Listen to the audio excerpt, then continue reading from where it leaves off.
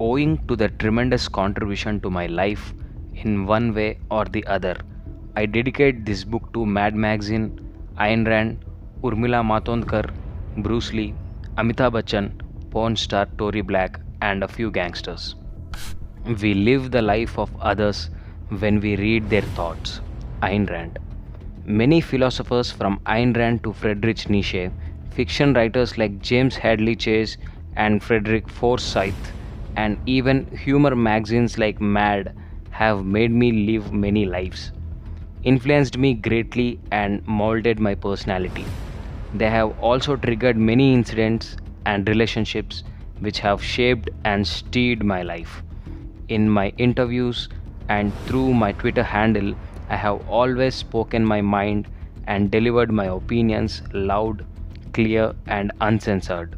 This book is another platform for explaining my ideas and the way I view the world, examining what motivated me to enter the film world, performing an honest postmortem on my films, the hits as well as the flops, and talking about some of the people who have shared my life, filmy and personal.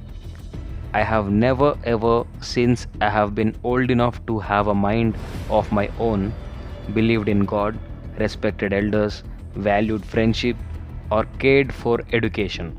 The one thing I have ardently realized, respected, valued, loved, and trusted is filmmaking. I share some snippets from my filmy journey here with my readers. This book is a mere penning down of my thoughts, some of which might irritate you, some amuse you, some entertain you, and some even make you hate me. But at the end of the day, it won't stop me from speaking my mind and doing as I please. Irrespective of what anyone thinks of me, I will forever remain who I am. And if you think I am bad and outrageous and terrible, I won't lose any sleep over it. Friedrich Nietzsche said, there are no facts, only interpretations. It follows that more than what I meant. What's important is what you make of this book. Ram Gopal Varma. Everybody is a nobody. I have often been credited with discovering talent and giving many actors and technical people breaks. But the plain truth is that I gave them their breaks not because I divined some great genius in them and could foresee future acclaim for them. Quite honestly, I never thought anything of anybody. The reason I took Anurag Kashyap in Satya had nothing to do with my perception of his talent, but it was because he was the first writer to approach me after I decided to make the film, and later on he got Saurabh Shukla to join as a co-writer. Why I credited Saurabh Shukla ahead of Anurag in the titles of Satya was because he was older in age than Anurag. People thought Anurag was the main guy of the two because I continued to work with Anurag and not Saurabh. The reason I did so was because Saurabh got married and he did not have as much as time as Anurag to hang out with me. Similarly, I did not think that Shimit Amin of Ab Tak Chappan was more talented than Praval Raman of Gayab just because Ab Tak Chappan was hit and Gayab was a flop. On the contrary, I believe that given the material of Ab Tak Chappan, Praval would have made a better film, and given the material of Gayab, Shimit might have come up with a worse film. But that's just my opinion, and it's not necessarily true. I made Satya and Daud back to back. So who is the real me? Anurag made No Smoking and Dev D. So who is the real Anurag? Likewise, why would Rakesh Omprakash Mehra make a flop like Axe first and a masterpiece like Rang De Basanti next? Why did Ashutosh Govarkar waste his time and talent on Bazi if he could make a Lagan? The fact is that each and every one of us is as good or as bad as the material we take up at the particular time, and how things fall in place after that. Fair enough. The material I or anyone else picks up is an individual choice. But without knowing what factors affected that choice at the particular time, one cannot take it for granted that someone is either very talented or has lost it. In effect, I am saying that if Anurag had come to me for Daud, we would have ended up making as bad as film, and if Sanjay Chell, who wrote Daud, had written Satya, it would have turned out as good. Incidentally, Sanjay Chell also wrote Rangila. I'm not taking away the credit from Anurag or Saurabh or the various actors and the technicians of Satya. All I am saying is that we all shone in Satya because of the material I picked up by chance. And chance is the operative word here. If I knew unerringly what material to pick up, why would I also be making bad films? In a good film, everything just falls in place. Everyone connected with it should just be happy it's panned out so and not believe themselves to be the architects of his success.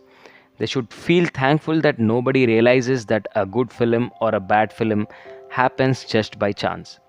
What I tell young filmmakers is that the day you start thinking that the film is only you, that is when you start taking yourself too seriously and falling in love with the eye and losing the track of the source of the eye. In other words, it spells hubris. If I come up with 100 ideas, 10 could be film ideas and 90 could be other ideas, and many a time they fail too. But people only know of my failed films because they are in the spotlight. For instance, my video library business from the perspective of my family and my colleagues in the video business was considered a huge success at that time. Only I know it was a big flop, and here is why. The reason I started the video library was that I knew around 20 of my friends and relatives owned video players. So I thought that if between them they hired 20 cassettes at 10 rupees a cassette a day, I would get 200 a day or 6,000 a month, which was the running cost of my shop. Anything extra I thought would be a profit, which I could take a chance upon. Within a month of starting my shop, I was renting out more than 100 cassettes a day, but none of the 20 people I had counted upon ever came to my shop. If they did, they never paid, as they were my friends or were related to me. So, in effect, what I had counted upon didn't happen, and success came from unexpected quarters. But I know in my heart that if I had not banged on those 20 people, there was no way I would have started my shop. So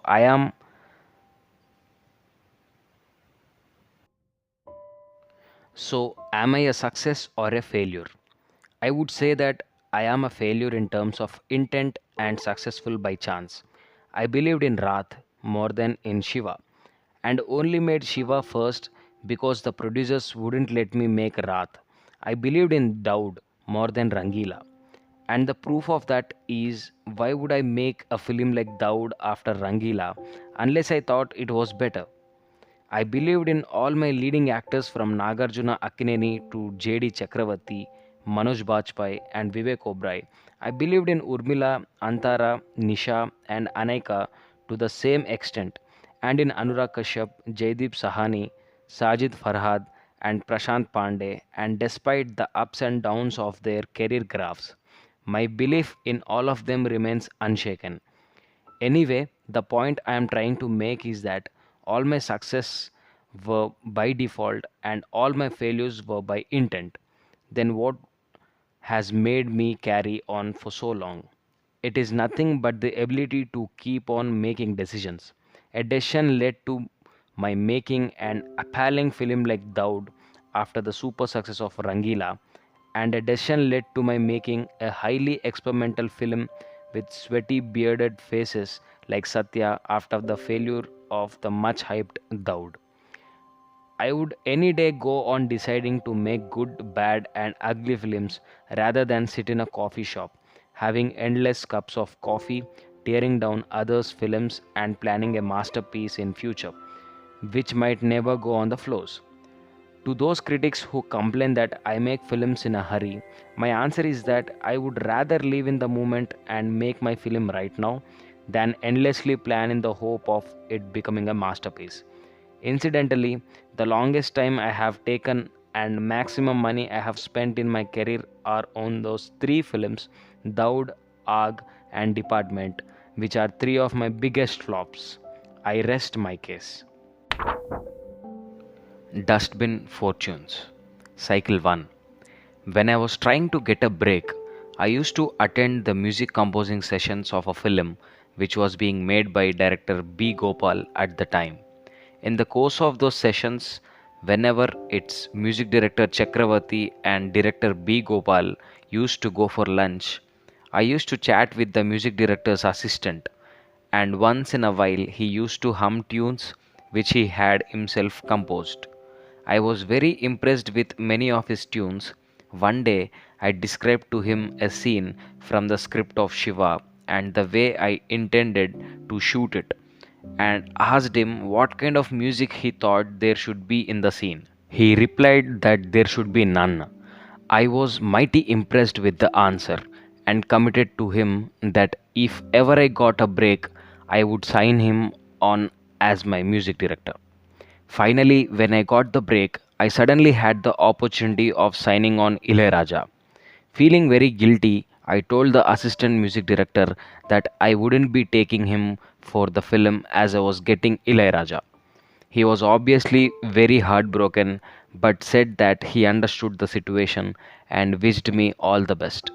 But because of the time I had spent with him and the association I had developed, the guilt was killing me, and the moment Shiva became a big hit, I went back to him and signed him up for my second film.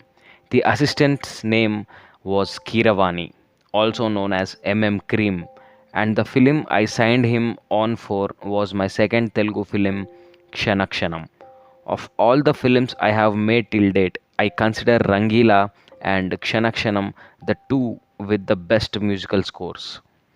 A keyboard player used to be working for Kiravani, and I used to interact with him a lot, especially when he was doing the background soundtracks, and I always believed that he could become a very good music director if he tried.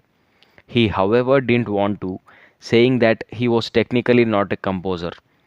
Much later, when I had a problem with R.D. Burman during Drohi or Antham, and I could not get Kiravani as he was busy, I forced that the keyboard player do one song.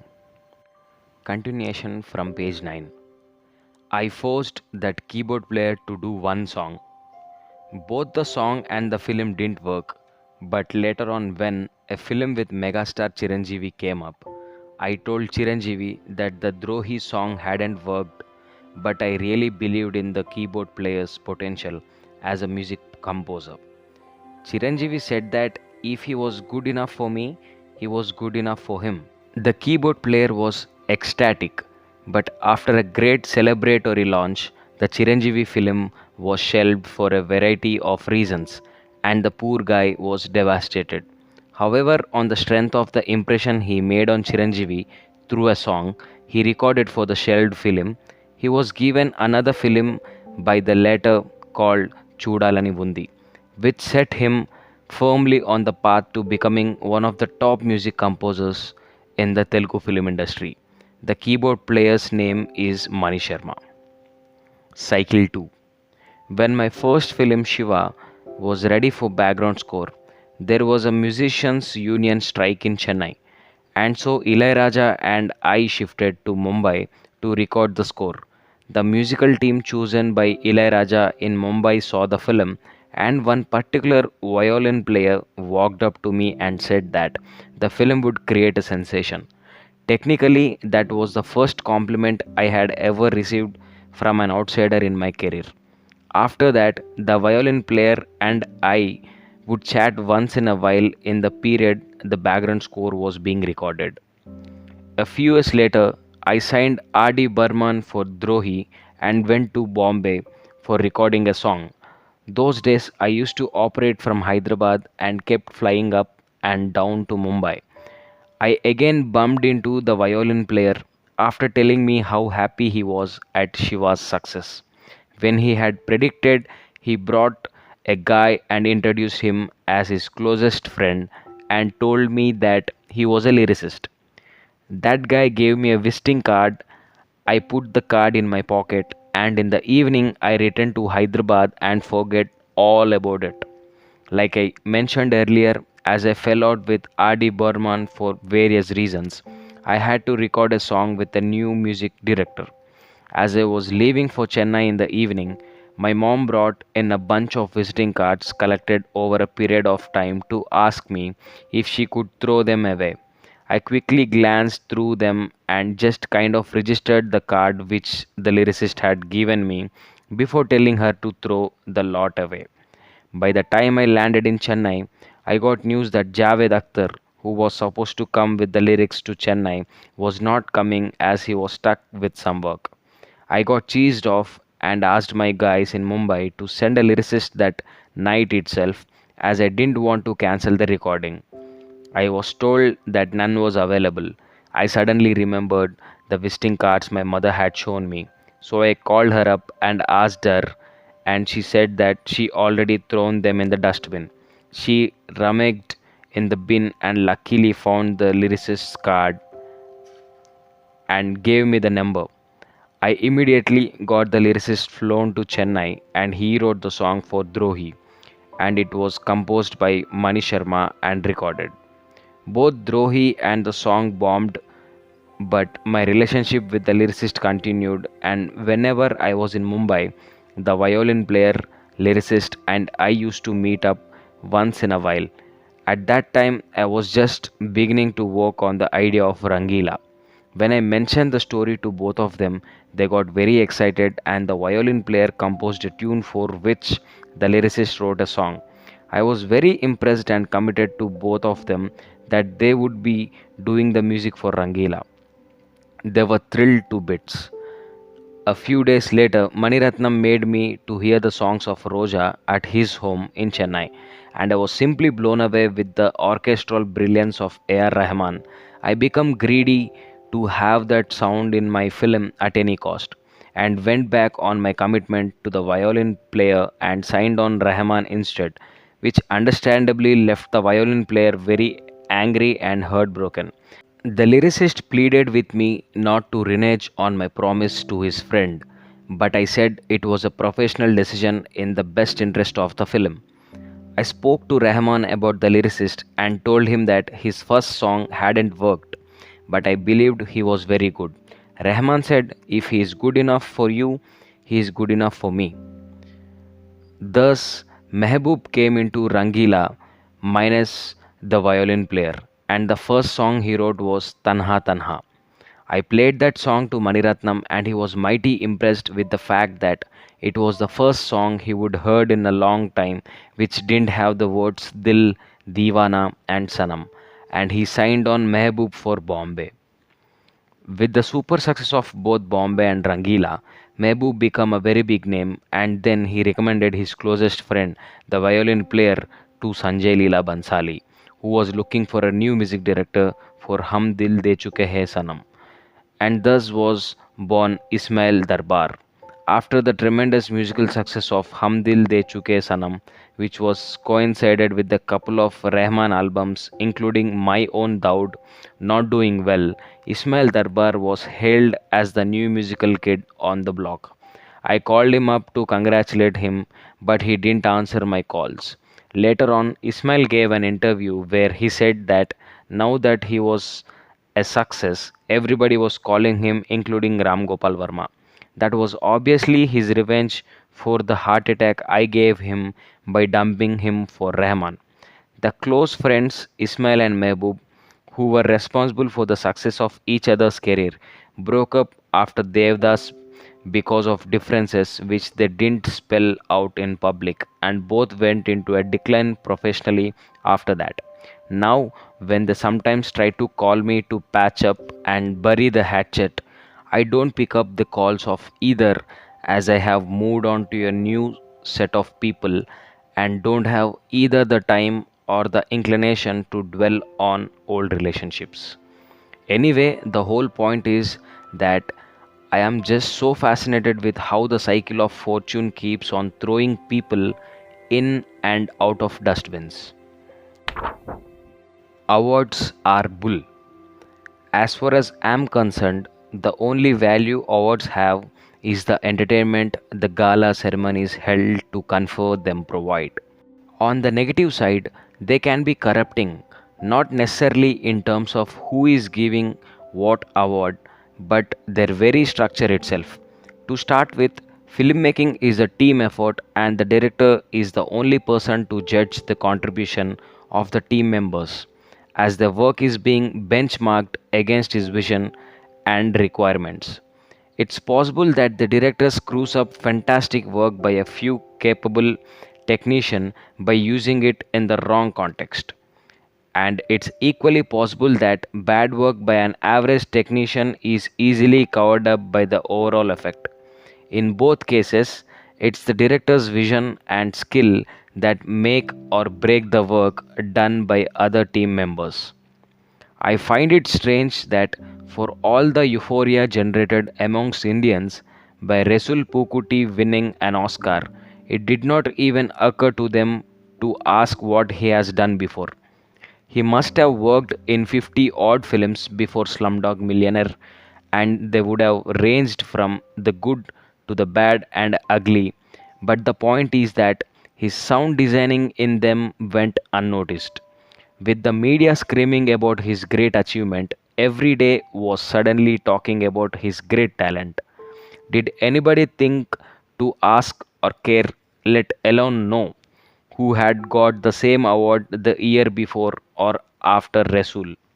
Does anybody even know, for that matter, what sound designing is? I have never heard of or met a single person who saw Slumdog and singled out sound in particular until the time Rasul got an award, and from then on, everybody talked knowledgeably about sound design without having the faintest idea what it means. A film has a life effects track, a dialogue track, an atmospheric track, and the background score track, of which the sound designer is responsible for only a part. All of these are made to come together by the final mixing engineer to create the desired effect. Sometimes in consultation with the director and sometimes without. Anybody hearing the mixed track has no way of knowing who is responsible and to what degree for the final effect. The only person who would know is the mixing engineer and possibly the director, who decides what to keep, what to throw out, and the sound levels. I am not trying to undermine Rasul's work here, but to point out that better work by Rasul may go unnoticed while something more average can create an impact for reasons unrelated to his work. Coming to actors' performances, if the comparison, for instance, is between Amir Khan for X role, Abhishek Bachchan for Y role, and Shah Rukh Khan for Z role, my question is, how can anyone know whether Shah Rukh Khan playing Y role would have done a better job than Abhishek or not? Or whether Amir in Z role would have been better than Shah Rukh or not? What I'm asking is, are they giving awards to actors or characters? If it's characters, then they are written by writers, and how that the character translates on screen is dependent on a number of factors such as screenplay, co actors, performances, editing, and direction. And there is no justification for the actor alone being given the credit, unlike the stage. The only true judgment of cinematic acting can be done between the start and cut off a shot. It is because it is only here that the actor alone is drawing up an emotion on cue and releasing it, and thus is solely responsible for his performance. So, how well he has matched the character to the director's vision, only the director can know. And then it's also possible that even a great performance can be completely screwed up by the director on the editing table, or if it is wrongly placed in the screenplay, or by an ineffective performance by a co actor. So, a number of people's talents and their complex interweaving pool together in the sum total effect of a film movement or the film itself. and there is no way an outside body, irrespective of its expertise, can judge the individual contributions. I have always maintained that my successful films owe to team effort and my failures are mine alone. The reason for that is that each and every actor and technician is contributing his work and talent as per my vision, and in many cases, delivering far beyond my expectations. If I use their contributions wrongly, the film does not work. But when it works and I am being praised, I know in my heart which individuals specifically lifted a particular moment in the film or the film in its entirety, even.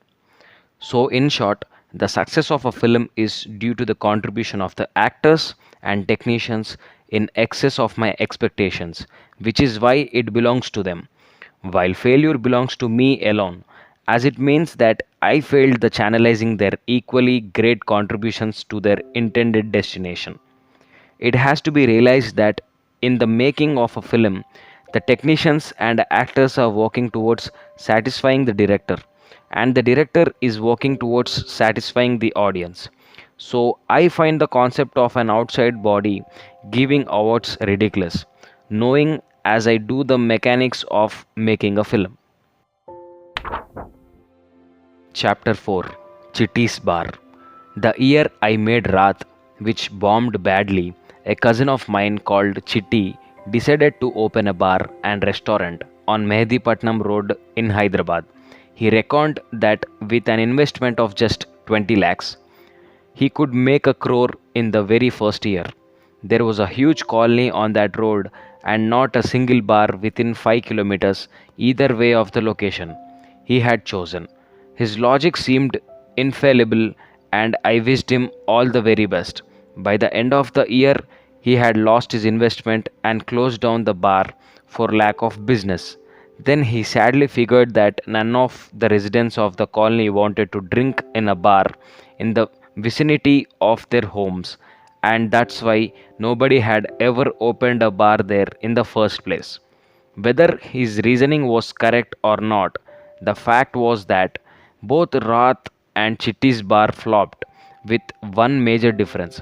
Since I'm a part of the film industry, everyone got to know about my failure, but no one except me knew about Chitty's. The run up to the Iraq war, there was a lot of opposition to America attacking Iraq, including among Americans.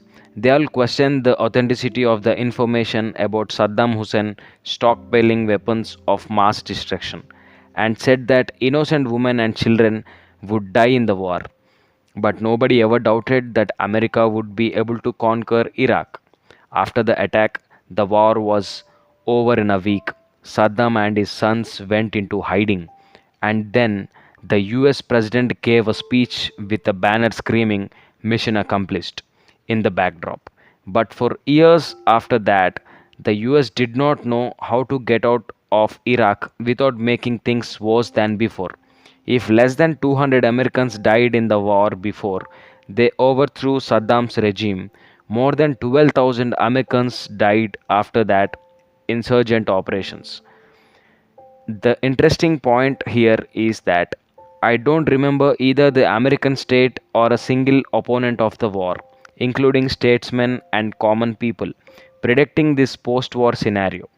But now, after the fact, every street corner panwala sniggers at America's flop show. I call it America Ki Aag. Coming to films, over the years, so many people ask me in surprise how I could have made such and such a flop.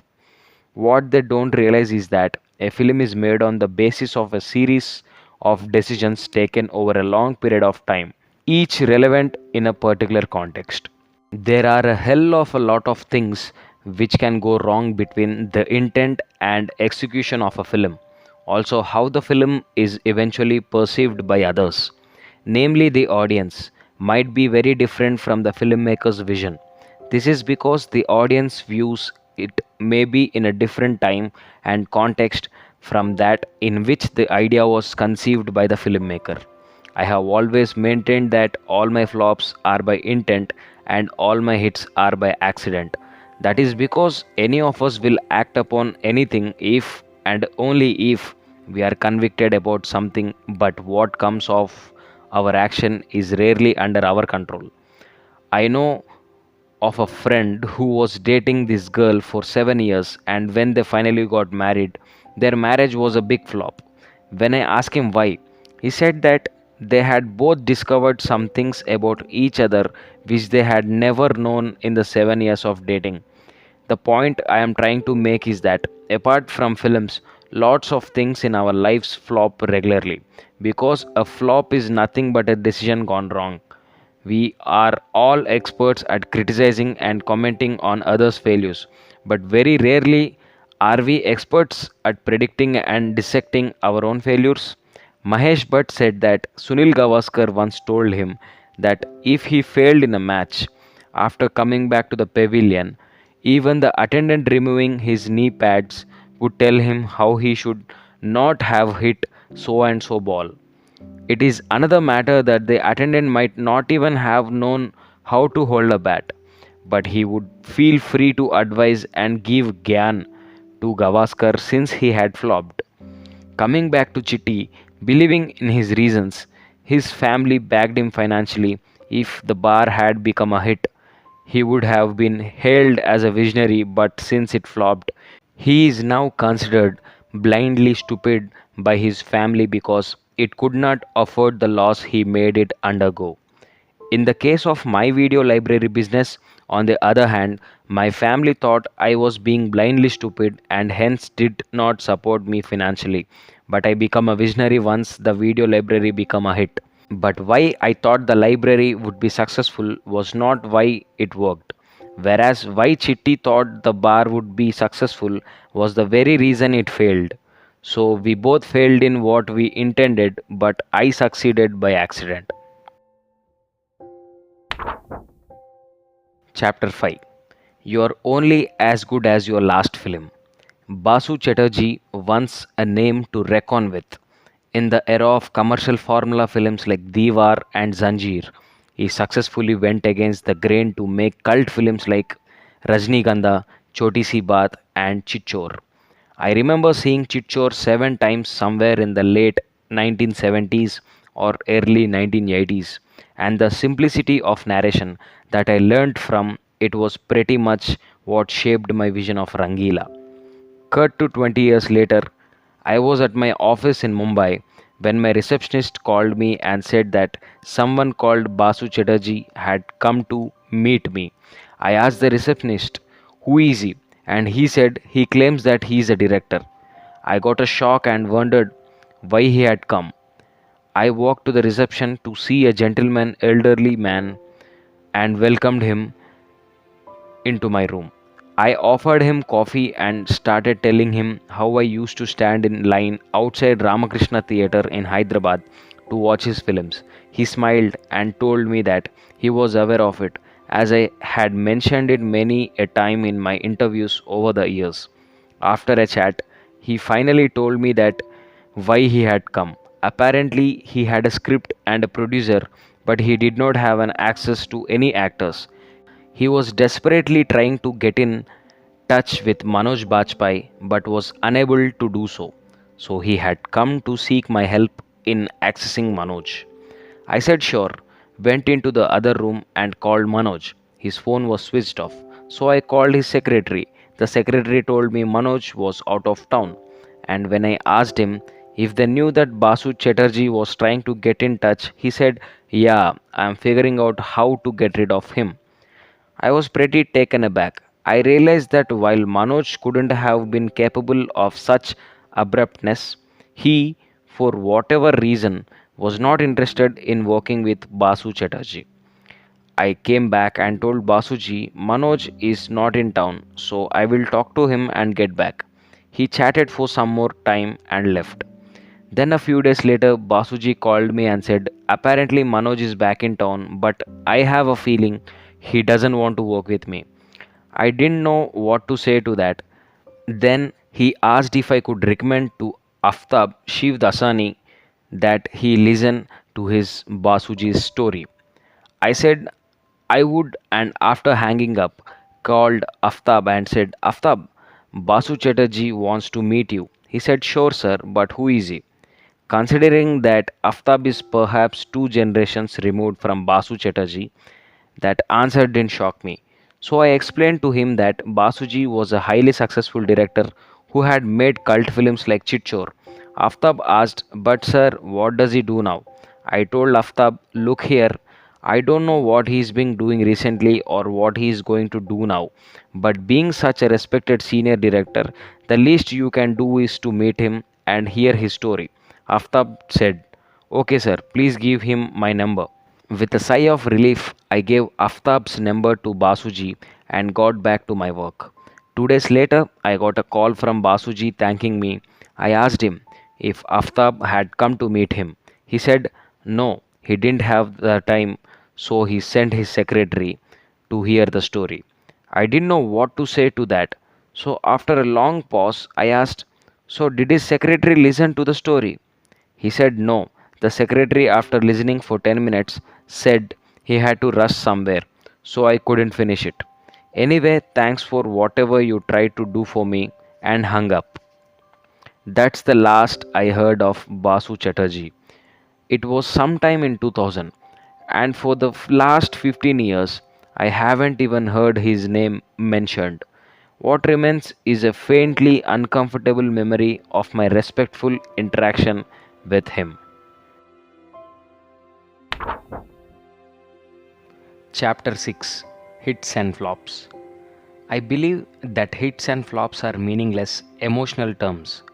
I say this because a film, in a true sense, is one on one experience between the filmmaker and each individual viewer. A film is made because the filmmaker has a story which he desires to tell, and film business is about carrying the film effectively to as many viewers as possible, and in the process, making money out of it. There is the hardware of the film business, which is the hundreds of theaters in existence and hundreds still being built across the country, and they need software to play. And then there are the thousands of people cinema gives a livelihood to: actors, technicians, producers, distributors, suppliers, and that's why it's called an industry. Now the industry needs to fill the theaters to run the business, and it doesn't care as much about the quality of the film as about the turnover. Quality is important only from the filmmaker's perspective and the individual viewer's perspective, as it is very subjective because each individual has very specific taste, sensibility, and intelligence. We keep hearing that 90% of films are flop, and nobody even thinks of asking how an industry can run if it is losing money 90% of the time. This is how it happens. Let's say a producer spends 10 crores in making a movie, which goes in payments to various artists, technicians, suppliers, etc. Then let's say somebody buys it for 12 crores. The buyer further retails it to various others for, say, a sum total of 13 crore, and the film finally collects 15 crore. Now, this would be a case of the film making money for everyone involved. Let's say now the producer spent 16 crores, but the film was bought for only 12 crore because the sale price never depends on the cost price. It depends on the producer's compulsion to sell in order to safeguard himself and the buyer's perception of its value for the consumer. In the above case, it is a flop for the producer, but for the buyer, it is a hit. This is the financial part of it. Coming to the creative part, Dar is a super hit for Shah Rukh Khan and a super flop for Sunny Deol, as far as their star branding is concerned. In the year Satya was released, a Salman Khan starrer called Bandhan, directed by K. Murli Mohan Rao, was released around the same time and collected much more than Satya. But was it because the audience genuinely liked it better than Satya? Or was it because Salman is a crowd puller? The fact that a film has good collections does not necessarily mean people liked it more than films that collected less. It only means that more people saw it. For instance, Satya was taken off from the theaters on the second or third day in parts of UP and Rajasthan for lack of audience. So it registered a super flop in those areas. But a year later, when I went to those areas for some other work, everybody recognized me as the director of Satya. How did that happen? It was simply because when it was released, nobody had heard about it and it did not go to see it. By the time they heard about it, it was taken off from the theaters. So they must have finally seen it on video or cable. Today, I doubt that you will find a single individual who will say that he liked Bandhan more than Satya. But the collections at that time told a different story. Now, coming to the individual viewer's point of view, I will try to explain it with the help of an example.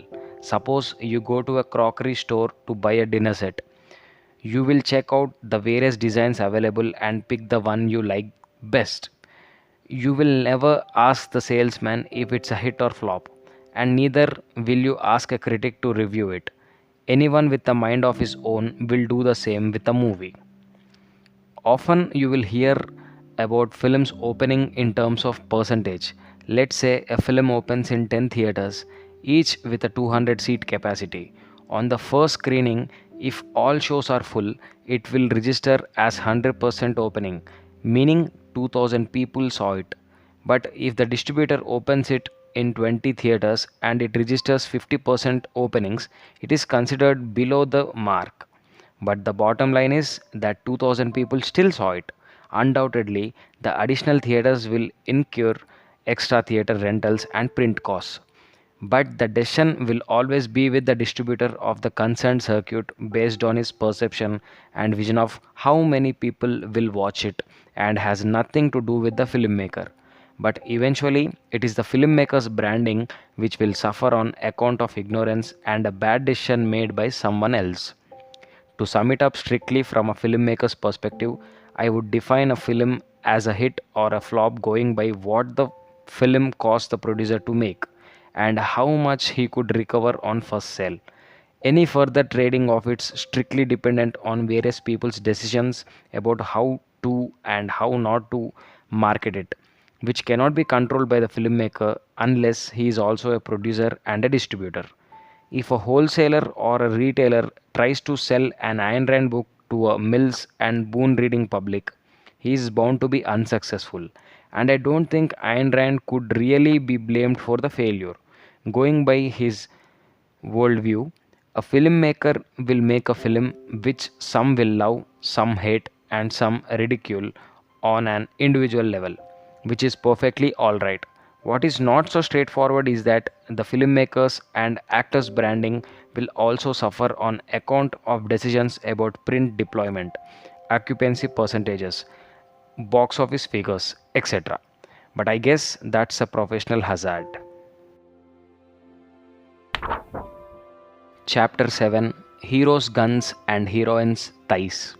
I was obsessed with films and everything in them, be it the gun in Amitabh Bachchan's hands in Zanjeer or Sridevi's thighs in Himmatwala. Everything about films used to give me almost orgasmic pleasure.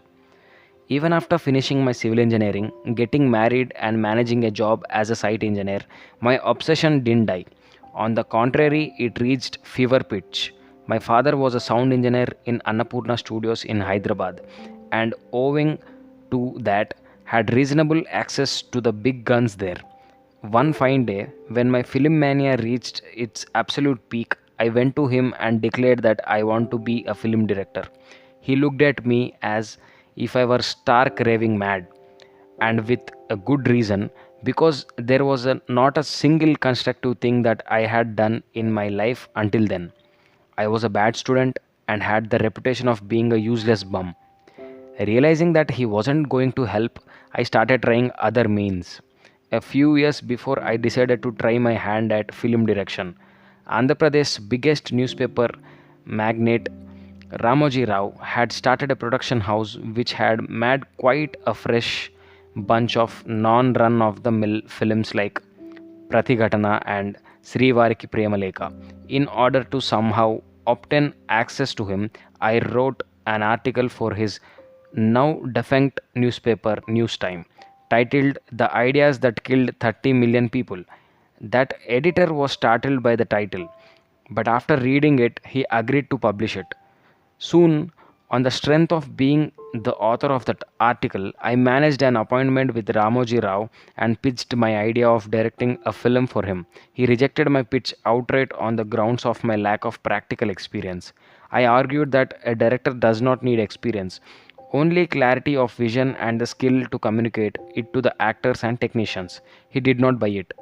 I was completely disillusioned with the experience as he was the only option I had. My salary as a site engineer was just 800 per month and it was damn difficult to make ends meet.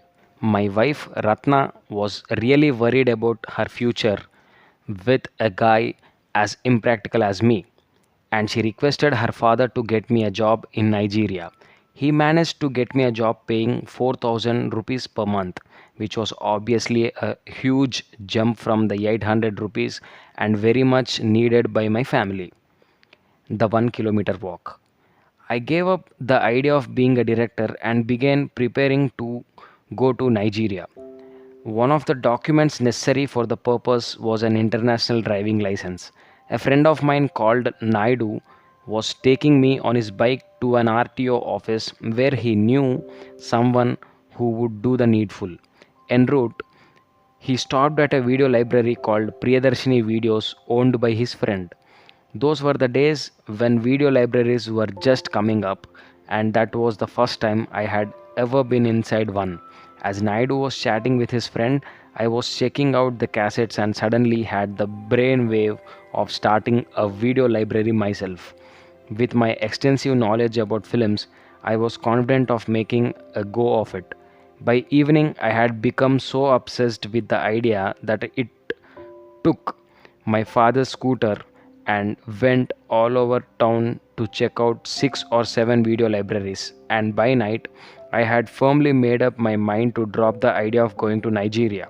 I decided that I would make a film myself with the profits I earned from the library. Everyone, including my father, grandfather, and Ratna, thought I had completely lost it, and Ratna understandably was in tears. I didn't have any money at all for my business enterprise, so I went about asking for loans varying from 1000 rupees to 3000 rupees and managed to raise about 20,000 from some 8 people. That was just enough for buying cassettes, but not for renting a shop. My father was nearing retirement and he was pretty worried about how to run the house. One of my uncles had a shop in Amirpet area which he had given to my father without taking a deposit. My father was planning to start a juice parlor there as a retirement plan. I went to him and asked him for the shop for my video library. He just kept quiet and I thought he wanted some time to think about it and left him. The following night, my uncle took me to a bar and while having a drink told me how distressed my father was with my asking for the shop. My father had apparently told him that what he had kept for his old age was also being demanded from him. I was so upset with this that I decided to drop the video library idea, return the loans and I had taken and resume my preparations for Nigeria.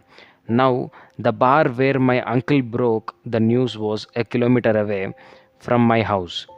I started walking with tears in my eyes, meaning to go and tell my father that he could have his shop back.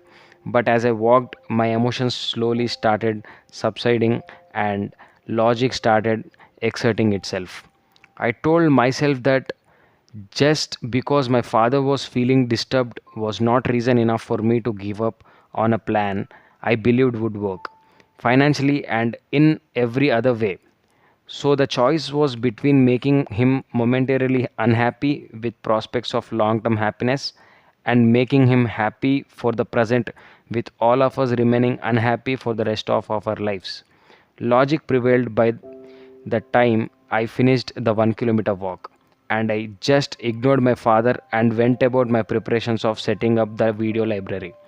The video library was huge success and started earning more than 20,000 a month, which was a massive jump over my salary of 800 rupees per month and my dad's of 1500 rupees.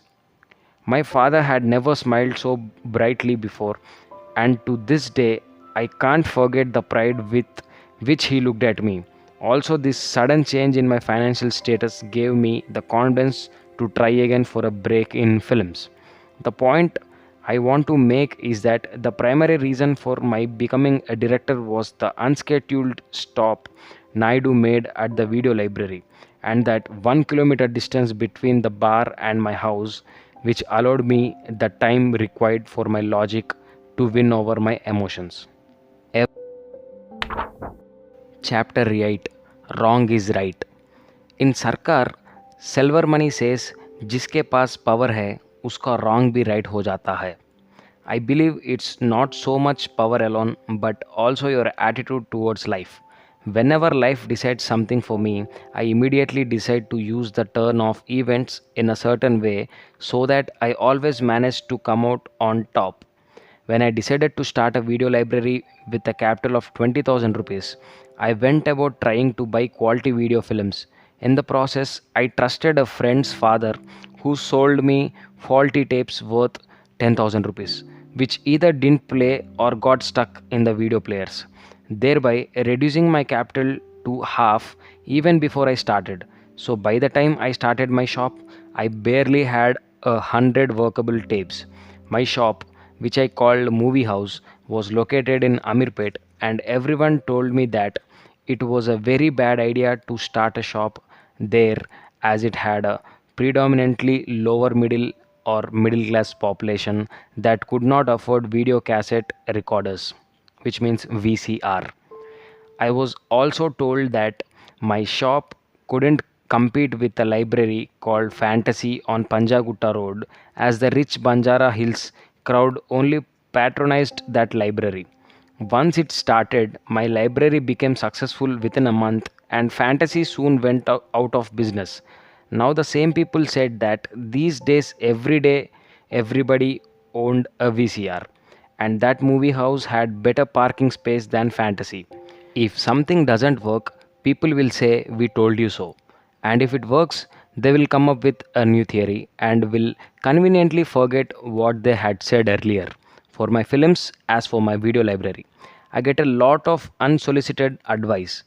I was told Daud would be a blockbuster because it had Sanjay Dutt after Khalnayak and Urmila and Rahman after Rangila, and I was advised to shelve Satya because nobody wanted to see sweaty looking faces in dirty locations. The same people advised me not to do AG and many various other failures. And today they will all remember what they said about AG and conveniently forget what they said about Satya. It's not that things turned out the way I would have envisaged either. In starting my video shop, apart from trusting my friend's father, I placed my trust in about 20 people I knew who had VCRs, who I was sure would give me business. The business grew to 100 cassettes per day, but those 20 never came, and if some did, they didn't pay on account of their closeness to me. So eventually, neither was I correct in what I believed, nor were my various well wishers. Random things keep happening, which are completely out of your control, and you can only control your reaction to an out of control situation. My real success, I believe, lies in my ability to make decisions and implement them super fast. Anyway, coming back to the video library, I used to narrate the stories of the films to my customers depending on their tastes. In due course of time, they become so addicted to my story sessions. Many said my narration was better than the films. So I sat behind the counter of the shop for about 8 months doing fantastic business. And with just the one high point of being arrested and put into Panjagutta police station lockup for pirating Amitabh Bachchan's Aakhri Rasta. That was my first close encounter with the police, and I made friends with them and studied their psychology and later put that understanding to good use in my cop films. Incidentally, Movie House, which I gave up when I started shooting Shiva, has been replaced by Rajdoot Sweet Home. Coming back to Wrong is Right, One day I overheard my father telling someone that Venkat, the brother of Nagarjuna, was looking for a story for a film as he had K. Raghavendra Rao of Himmatwala fame signed up. Venkat's brother in law, Surendra, was a customer at my shop, and through him, I managed to get an appointment with Venkat. I told him the story of Ratri, which is Raat, which he said wouldn't work in the Telugu market. He asked me if I could write a story for a hero to be told to Raghavendra Rao. So I went back and, in about an hour, wrote a one liner order of Shiva based on my own experiences in college and borrowing liberally from Govind Nihalni's Ardh Satya, Rahul Ravel's Arjun, and Dilip Shankar's Kal Chakra. Venkat liked the story very much and took me to narrate it to Raghavendra Rao. Mr. Rao that said it sounded like an experimental film and had no drama in it. I thought maybe he knew what he was talking about since he was so successful and asked him if I could work on it. As I was trying to rework it, I happened to see his film Kaliyuga Pandavulu and I suddenly realized how he must be seeing Shiva. I immediately gave up the idea of being a story writer and went and told Venkat. I asked him if there was any director I could assist, as everyone felt that was a very important precondition to my becoming a director. Surendra, to whom I had become quite close by then, was starting a film with director B. Gopal called Collector Gari Abbai, starring Nagarjuna and his dad Akkineni Nageshwar Rao. So I formally joined as fifth assistant to B. Gopal, who was very busy with another film which he was finishing, and I started attending script sessions with the writers Ganapati Rao, Kommanapelli, and Surya Devara Rammohan Rao on the script of Collector Gari Abbai. In the course of the script discussions with Surendra, I used to come up with the ideas and suggestions which visibly impressed all three of them. Within a few days, Surendra started sending a car to pick me up, which was a huge jump up from my bus and occasional borrowed scooter travel. By the time Gopal was ready to shoot the film, I had risen a lot in both Surendra's and Venkat's eyes. But I had not met Nagarjuna yet. Mr. Gopal and his assistants used to feel visibly uncomfortable with my proximity to the producers, considering that I was a merely fifth assistant, and in those days assistant directors were expected to be very subservient. My attitude and my speaking in English also understandably put them off, to the extent that when one day Surendra was discussing budget cuts with Mr. Gopal, he suggested removing me as one of the cuts. Moreover, in just about a week, I had proved to be the worst assistant director ever, often losing clapboards and continuity books. So Surendra asked me to lay off and just hang around the set without taking on any responsibilities, which worked out fantastically for me by virtue of being free on the set. I slowly started developing a rapport with Nagarjuna, who had started shooting by then. Nagarjuna was pretty impressed with my narration skills and cinematic sense, but he himself was not in a very strong position because after the success of his first film Vikram, which many attributed to it being A&R Son's first film, he had a string of flops. So in the film industry, I managed to attain the status of Nagarjuna's Chamcha and the worst assistant director ever, and also a guy with a huge attitude problem and no future prospects. Meanwhile, I left my video shop to my staff and they cheated me royally and the business went for a toss. All the I told you so guys reappeared and lectured me on how in chasing a foolish dream I had gone horribly wrong. As I was hanging out on the sets of Collector Gari Abbai, Surendra came up with the idea of making a film based upon the sound of music made as Rao Gari Illu. Since I had come in towards the end in Collector Gari Abbai, after most of the script had been finalized and decisions about casting and selection of technicians already made, I thought this would be a great opportunity to be involved in a film right from the inception. By that time, while I had become close to Venkat and Surendra and Nagarjuna, there were by no means in the mood to offer me a film to direct, their basic contention being that I didn't have a practical experience. But by the force of my personality, I slowly started influencing Surendra, who wanted an established director for Raugari Illu, to take on a new director with lots of experience instead. I suggested Tarani, second assistant in Collector Gari Abbai, who had around 14 years experience and whom I knew well. My agenda was that if he was directing, I could be a part of all the decisions right from the beginning, or simply put, I could be a backseat director. So I manipulated Surendra to decide on Tarani, which he finally did. I was ecstatic because this gave me a chance to get a ringside view of how an idea grows and shapes into a film. Little did I know how horribly wrong this would go. Tarani was initially very grateful to me as he knew that I was mainly responsible for Surendra taking him on as a director. But slowly he grew tremendously irritated with what he perceived as interference on my part and which I had thought of as my creative inputs. He was also very jealous of my proximity to the actors and the producer. ANR was the star of the film and he kept a distance from everybody, including Tarani. All the other actors like Jayasudha and Revati interacted more with me than Tarani, which understandably upset Tarani. Things came to the point where Tarani issued Surendra an ultimatum that he wouldn't shoot if I was on the set. Seeing Surendra's dilemma, I offered to stay out. But the problem was that it was I who had narrated the story to the actors, and Tarani was shooting it differently without being able to tell them the reasons for the changes. This created a lot of discomfort on the set. Meanwhile, Collector Gari Abbai was released and become a big hit, and Nagarjuna was hot property. By that time, he was keen to take a chance with me as a director, but ANR was dead against it. He told Nagarjuna just because Ramu can speak in English and quote from English novels and films does not mean that he can direct. Nagarjuna expressed his helplessness to me.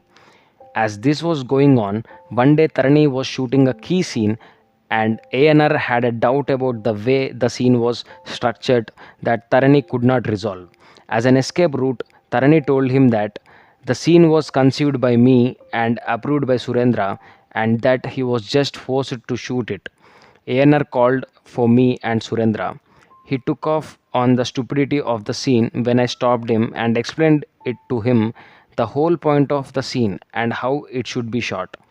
That's when ANR realized how wrongly Tarani had been shooting it, and was that he didn't even understand the point of the scene.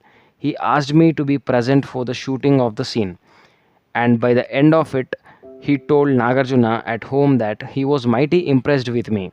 With that, practically all decks were cleared for me to be given a break. As ANR had given the green signal, Nagarjuna was positive anyway, and Venkat Surendra were reasonably positive, although dilly dallying. The question was when Venkat said they were shooting a film called Vijay with B. Gopal, and Surendra was planning another film with Kodandi Ramireddy starring the father and son duo again. And after that, there was another project with K. Raghavendra Rao. They could think of giving me a film only after those films were over. My heart sank as I was in no mood to wait that long. By that time, I had understood enough of how the industry operated. Surendra asked me to write a story for Kodandi Rami Reddy's film, which I did. He signed Ganesh Patro as dialogue writer. Kodandi Rami Reddy in those days did 7 8 films a year, and most of the time would not even remember the story of the film he was currently shooting. I digested this information and resolved to use it to further my end. I narrated the story to Mr. Reddy and Mr. Patro, who were fine with it. Then Surendra asked Mr. Patro to go to Hyderabad from Chennai, where we were at that time, to narrate it to ANR, who was shooting in Hyderabad. Later that night, I talked to Mr. Patro and offered to go in his place. Mr. Patro was only too happy to be saved by the trouble, and Surendra sent me instead. Once there, by deliberate design, I narrated the story in such a way that ANR had lots of problems with the script. He called up Surendra, Mr. Patro, and Mr. Reddy and told them the story did not work at all. They were taken by surprise and waited for me to come back to tell them what the problem was. I went back and told them a complete different version of the problems ANR had, designed to confuse Mr. Patro and Mr. Reddy. I relied on the fact that Mr. Reddy did not have a script sense and he also had a weak memory. And Mr. Patro, at any given point of time, was busy with 10 films and was primarily a dialogue writer. So I confused them to the point that suddenly they felt that they had no script for the film, and Nagajuna's dates were just around the corner. Leaving all three in a state of confusion, I went to Nagarjuna, who then used to live above the office, and told him that there was no script for the Kodandi Ramareddy film and no way a script could come up in the given time. Since my script was ready and he had decided to take a chance on me someday, why not take it now?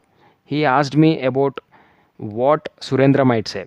I went to Surendra and told him that since he would lose a project with Nagarjuna and not get dates with him again for quite some time, I would try and convince Nagarjuna to fit my film in into those days instead. When he agreed, I met Nagarjuna and told him Surendra was keen to do the film with me and called Surendra and told him Nagarjuna was fine with doing my film. The long and short of this convoluted story is that I made both Nagarjuna and Surendra feel that doing my film was the other's decision, but both of them said that they had to get Venkat's approval. He wasn't home, but I waited until midnight, and when he came in, I told him that both Nagarjuna and Surendra had decided to do the film with me. He was non committal. In the morning, before Venkat woke up, I told Nagarjuna and Surendra that Venkat was very happy with the decision, and after Venkat woke up, I took care that no two of them met each other without my being present. There were also some undercurrents among them, which I took advantage by making each feel that if he opposed the decision, the other two would support me. Then I leaked out the news to the staff at the office. When Surendra was asked by a staff member if Mr. Reddy's project had been shelved, I told Surendra that it could have been leaked by Nagarjuna or Venkat. I told him that he should hurry up and break the news to Mr. Reddy himself before Mr. Reddy get to know of it from someone else, which was bound to create bad feeling. So Surendra met Mr. Reddy and told him. The news of Annapurna Studios dropping Kodandi Ramireddy for Ram Gopal Varma spread like wildfire, since it was the first time a big production house had opted for a rank newcomer in place of the regional director. Finally, after ANR was formally informed, I was given the go ahead and Shiva's pre production work started in full earnest. I conned and lied to everybody concerned. But the one and only truth was that I genuinely believed that Shiva would be a far superior film to whatever Mr. Reddy might make. P.S. After the success of Raugari Illu, Tarani made a few flops and now back to working as an assistant director. Chapter 9. The biggest thrill of my life. When I was in college, I used to hang out near Vijay Lakshmi Theatre in Kamayattopu in Vijayawada district. My friends Sridhar and Naresh and I were the three most useless bums in our college. Every day, without exception, we used to watch movies and often the same movie repeatedly. We watched repeatedly not because the film had an inspirational or fascinating story or to study some fine cinematic detail, but for something completely base and trite like catching a glimpse of the heroine's leg or navel again, or maybe for a comic scene or an adrenaline pumping action scene. Coming back to Kamayattopu's Vijay Lakshmi Theatre, the three of us used to stay in a room right next to the theatre, and most of the time we were broke and hence could not afford the tickets. So, like vagabonds, we used to hang out in the compound of Vijay Lakshmi Theatre, having tea and biscuits in the canteen and running up an account with the canteen guy who used to, both out of pity and irritation, give us seizable credit, sometimes going up to 40 rupees. The manager of Vijay Lakshmi, who used to walk around the theatre, knew us by face as we were constantly there, even during college hours. His disgust at our complete lack of purpose was often clearly reflected on his face. One day, he told me point blank that I should be ashamed of myself for behaving so irresponsibly, and advised me to think of my parents who were working hard and had expectations of me regarding a career, while I was neglecting my studies and wasting my time on movies instead. For approximately 2 days, I was suitably chastened, and then I was back at my wiggle at the theatre. The manager was so irritated that he would look away whenever he saw me in the theatre compound. After that, and in time, he began to look through me as if I was not worth his time. For around 4 years, Vijay Lakshmi Theatre was like a second home to me. Sometimes I used to be inside watching a movie, sometimes inside the compound looking at the posters, and sometimes at night when I had no money to buy a ticket, I used to stand at the back of the theatre to catch the soundtrack. Years after I left Kamayatopu and made my directorial debut with Shiva, I was invited by the distributor of Vijayawada to come and see for myself the crowd reactions. After it became a blockbuster, when I arrived there and asked him which theatres the film was playing in, one of the theatres he mentioned was Vijay Lakshmi. I told him that I wanted to see Shiva there.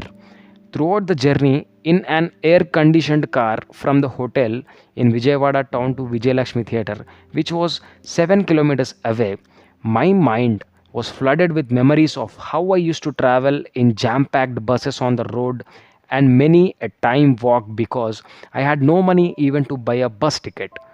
Meanwhile, the distributor called up Vijayalakshmi Theatre to say that Ram Gopal Varma was on his way, and word got around causing a big crowd at the theatre. The owner of the theatre was there to greet me personally, holding a garland in his hands, and as I got down, he put it around my neck and people started clapping.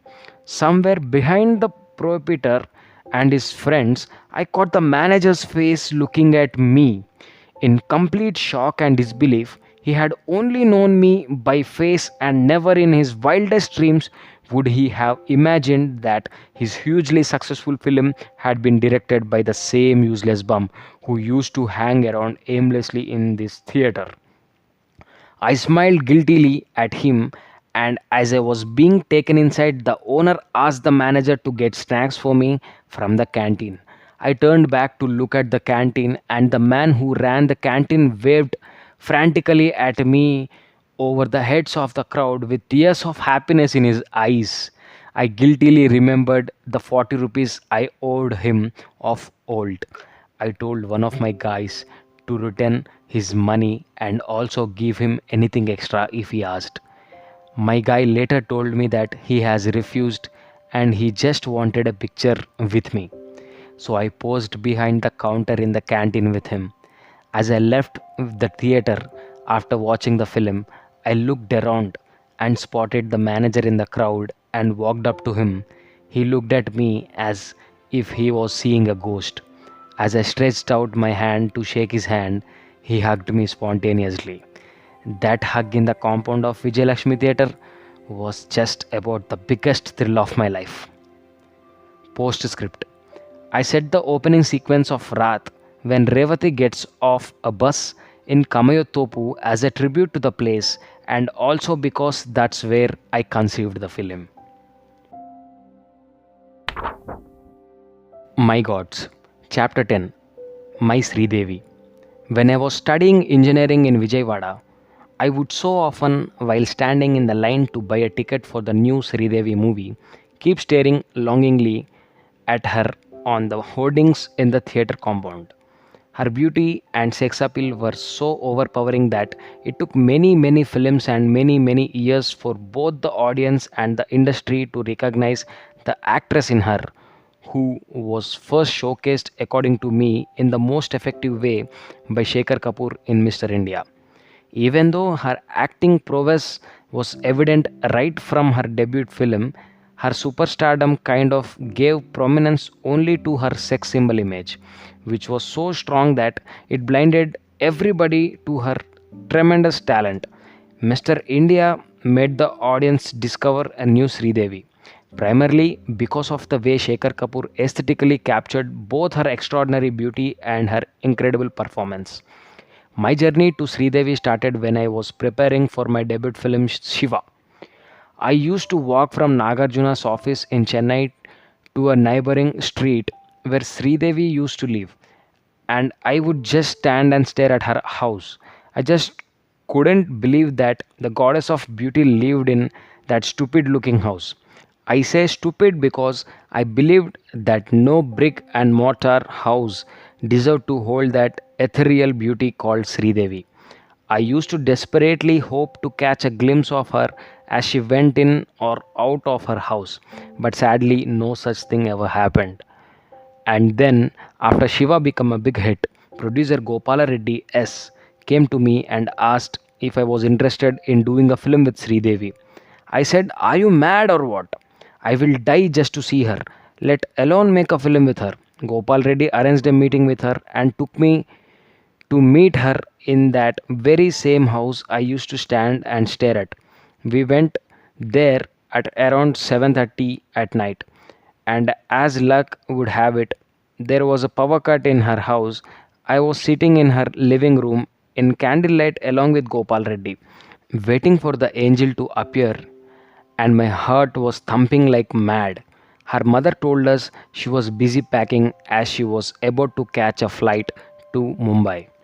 As we were waiting, every once in a while Sridevi rapidly crossed the living room as she moved from one room to another in a rush to finish her packing, apologetically smiling at me for the delay.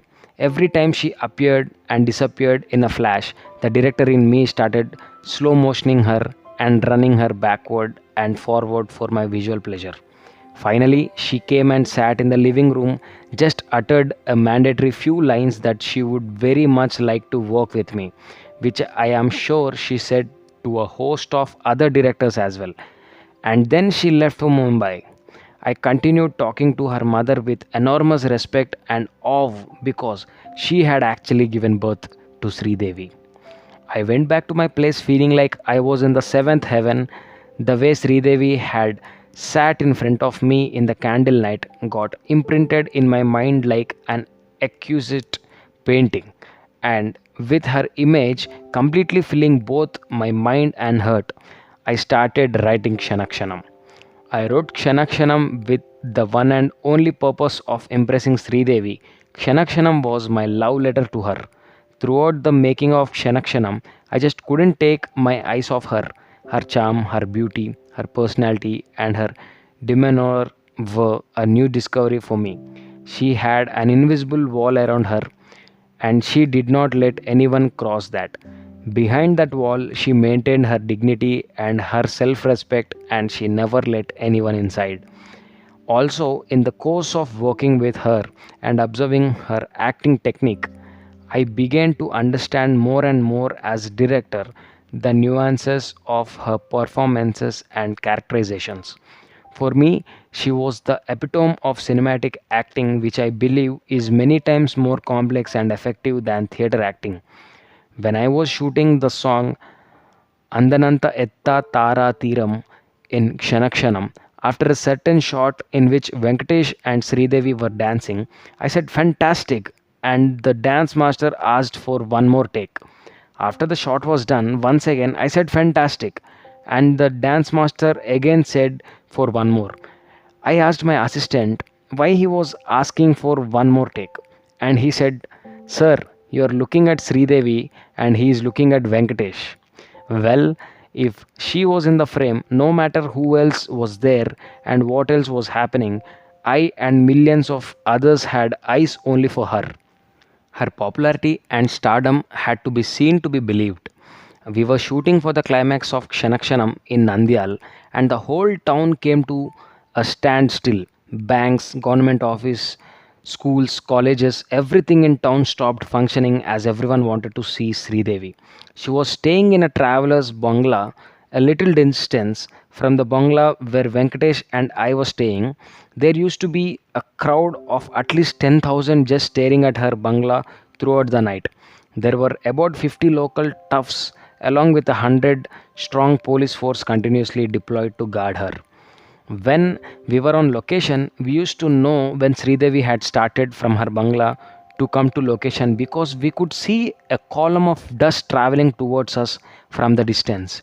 The dust was kicked up by the thousands of people running behind her car. Well, anyway, to cut the long, touching story of my feelings for Sridevi short, I finished Kshanakshanam and then went on to make Govinda Govinda with her. In due course, I saw her undergoing a lot of personal tragedy like her father's death and her mother's mental illness. The woman who was the object of lust of the entire nation male population was suddenly left all alone in the world till Boni Kapoor stepped in to fill the vacuum. So straight from her superstardom, magazine covers and her dazzling beauty on the silver screen, I saw her in Boni's house serving tea like an ordinary housewife. I hated Boni Kapoor for bringing that angel down from heaven to such an ordinary, humdrum existence. I don't go to Boni's house these days because I can't bear to see Sridevi in a real everyday setting. For me, she is a highly precious jewel to be showcased only in exotic locales and brilliant cinematic settings. Sridevi is one of the sexiest and most beautiful women God ever created, and I think He creates such exquisite pieces of art only once in a million years. So, what if Boni has the real Sri in his house? I have her captured as a cinematic goddess in my mind's camera and as a divine angel in the heart of my celluloid dreams. I thank God for creating Sri Devi, and I thank Louis Lumiere for creating the movie camera to capture her beauty forever. Chapter 11, Rahman Times. I was making a Telugu film called Kshanakshanam with the first time music director called Kiravani, now known as MM Cream. One day at the recording studio, while we were having lunch, Ricky, a rhythm programmer working with MM Cream at that time, mentioned a very talented keyboard player called Dilip. That was the first time I heard of A.R. Rahman. I didn't take Ricky seriously. Much later, when I happened to hear Roja's songs at Mani Ratnam's house, long before the film was released, I was blown away by the sheer originality of the orchestration and tunes. I immediately wanted to sign Rahman on for a film I was making with Sanjay Dutt called Nayak and another film called Rangila. But my investors preferred Anu Malik as they felt the success of the music of Roja's dubbed version was a fluke and that kind of music would not work in Hindi. The very fact that Air had not been signed up by any top Hindi filmmaker after Roja was proof enough. They reasoned. They felt that Anu Malik was at the top of his form after Bazigar and that we would get a much bigger prize for the audio with music. I bargained with them that I would sign Anu Malik for Nayak if they allowed me AR for Rangila. They agreed, but the plain truth was that they were not really interested in Rangila. As Sanjay Dutt post Khalnayak was much bigger star than Amir at that time, after 20 days of shooting for Nayak, Sanjay got arrested in the 1993 serial blast case and the film was shelved. Much later, I made the same script as Sarkar. Before AR, I had worked with Ilaiyaraaja, MM Cream, and Raj Koti and knew many other music directors on a personal level and was familiar their working styles. What struck me was first when I met AR was the incredible dignity with which he carried himself. There was none of the arrogance or pride which success invariably brings out in people. After telling him the story of Rangila, I gave him references of some Hollywood musicals and described to him the visual style I was planning to capture the film in. Once he went through the situations, the compositions he came up with would surprise me, though not always pleasantly to begin with. That is because his interpretation of the emotion of a situation was so originally captured in his tunes that they would take time to sink in for a conventional ear. That I think is the reason one tends to like his music more and more as one listens to it again and again. A case in point is the Hairama song, where my brief to him was that I wanted to shoot an erotic number capturing the lust in Urmila's and Jackie's faces rather than the romance. I said to him that when animals have sex, they are not ashamed or shy, as they are so completely lost in their feelings for each other. They do not care where they are or who is watching them. The visual of Urmila and Jaki circling each other in the Kuldara ruins of Rajasthan in broad daylight was the key image I gave him. After the brief, I was subconsciously expecting him to come up with a tune on the lines of I love you, Kaate nahi karte hai, din ye raat in Mr. India. What he came up with was the Hai Rama tune, which sounded to me like some classical Carnatic raga, and my first reaction was he had lost his mind. However, it grew on me, and I finally said that we would go ahead with the tune even though I was still unsure deep inside of how it would fit into the situation. But when he finished the entire track with orchestration, it sounded sensuous beyond my wildest imagination. He captured the erotic intensity and the purity of its feeling in the beginning alap, the cello themes and the wild tablas magnifying the effect of the images I created many times over. One other difference I have noticed between AR and other music directors is that whereas others pretty much dictate to the musicians and singers what they want, AR interacts with them in a way that makes each and every one of them feel as if it is their song and not his, thereby placing the onus on them to feel from within and get the best out of themselves. Whereas most music directors record the final track first with all the orchestration and get the singer to dub last, AR invariably gets the singer to dub on a bass rhythm track first and does the orchestration later, as he wants the orchestration to rise from the depth of feeling in the singer's voice. That's the reason you can't separate the voice from the music in each of his tracks. Each and every instrument is made to play with the same emotional depth as the singer's voice. Not knowing the technicalities of music, I would think the phenomenon of AR owes not only to his obvious talent but also to his incredible patience, focus, and dedication towards his creations. Most music directors forgot about a song to the moment they finish recording it and move on to whatever else they are doing.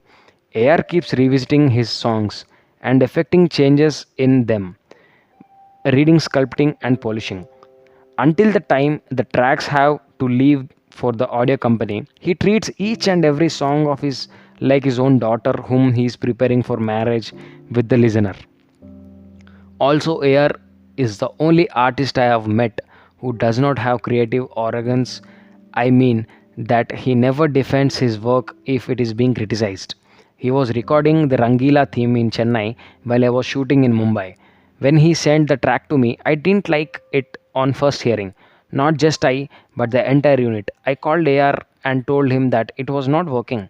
Without a second pause, he said he would work out something else. And this he said after having worked on the track for more than a week.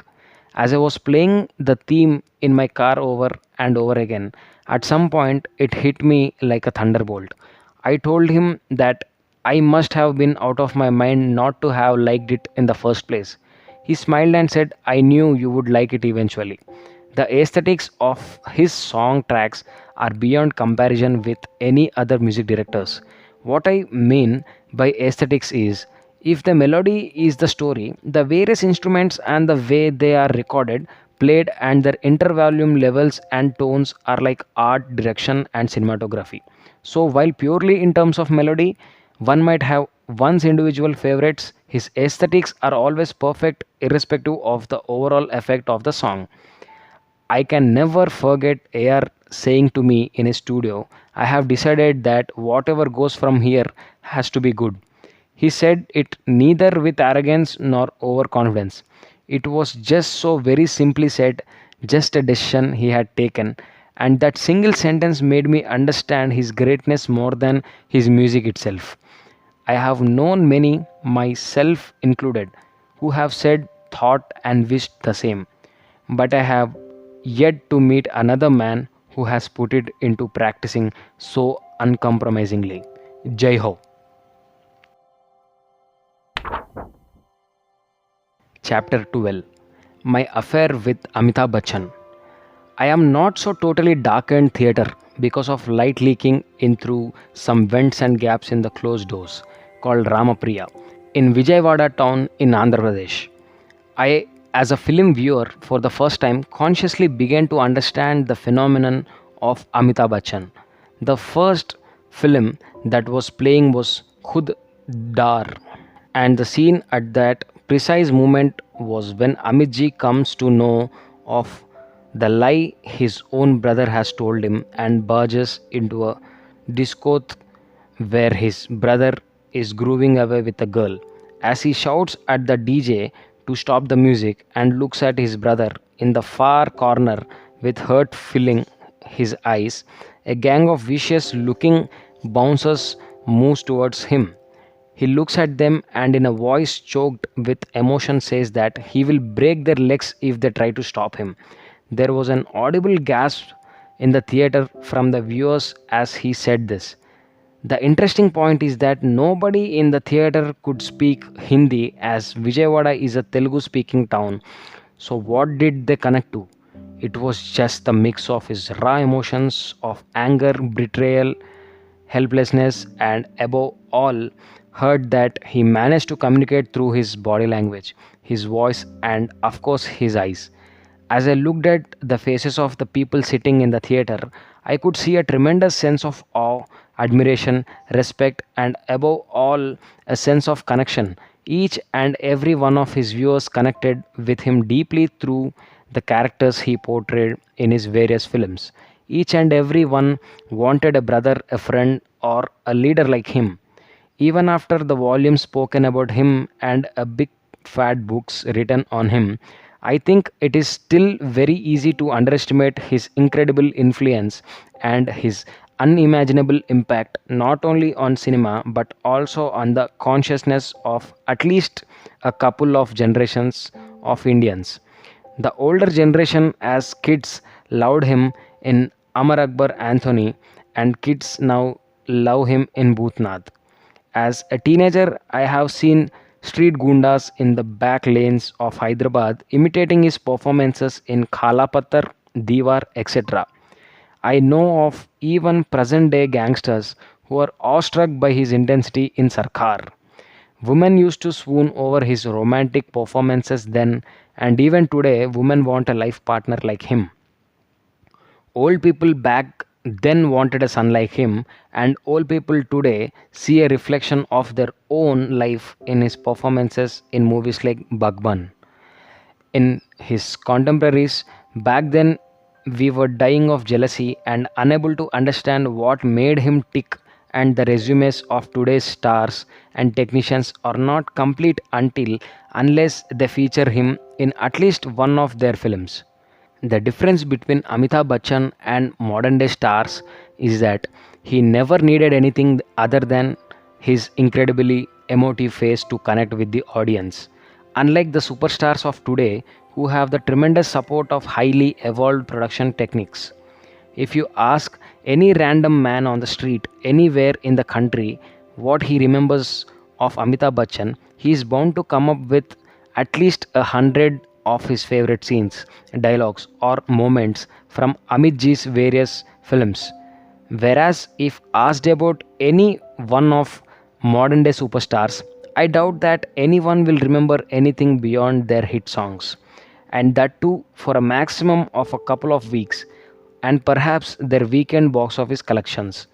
From the time of being awestruck with him in Zanjeer, Diwar, etc., to consciously understanding his screen prowess post Khud Dar, my biggest desire cinematically was to do a film with him, which I eventually realized in Sarkar.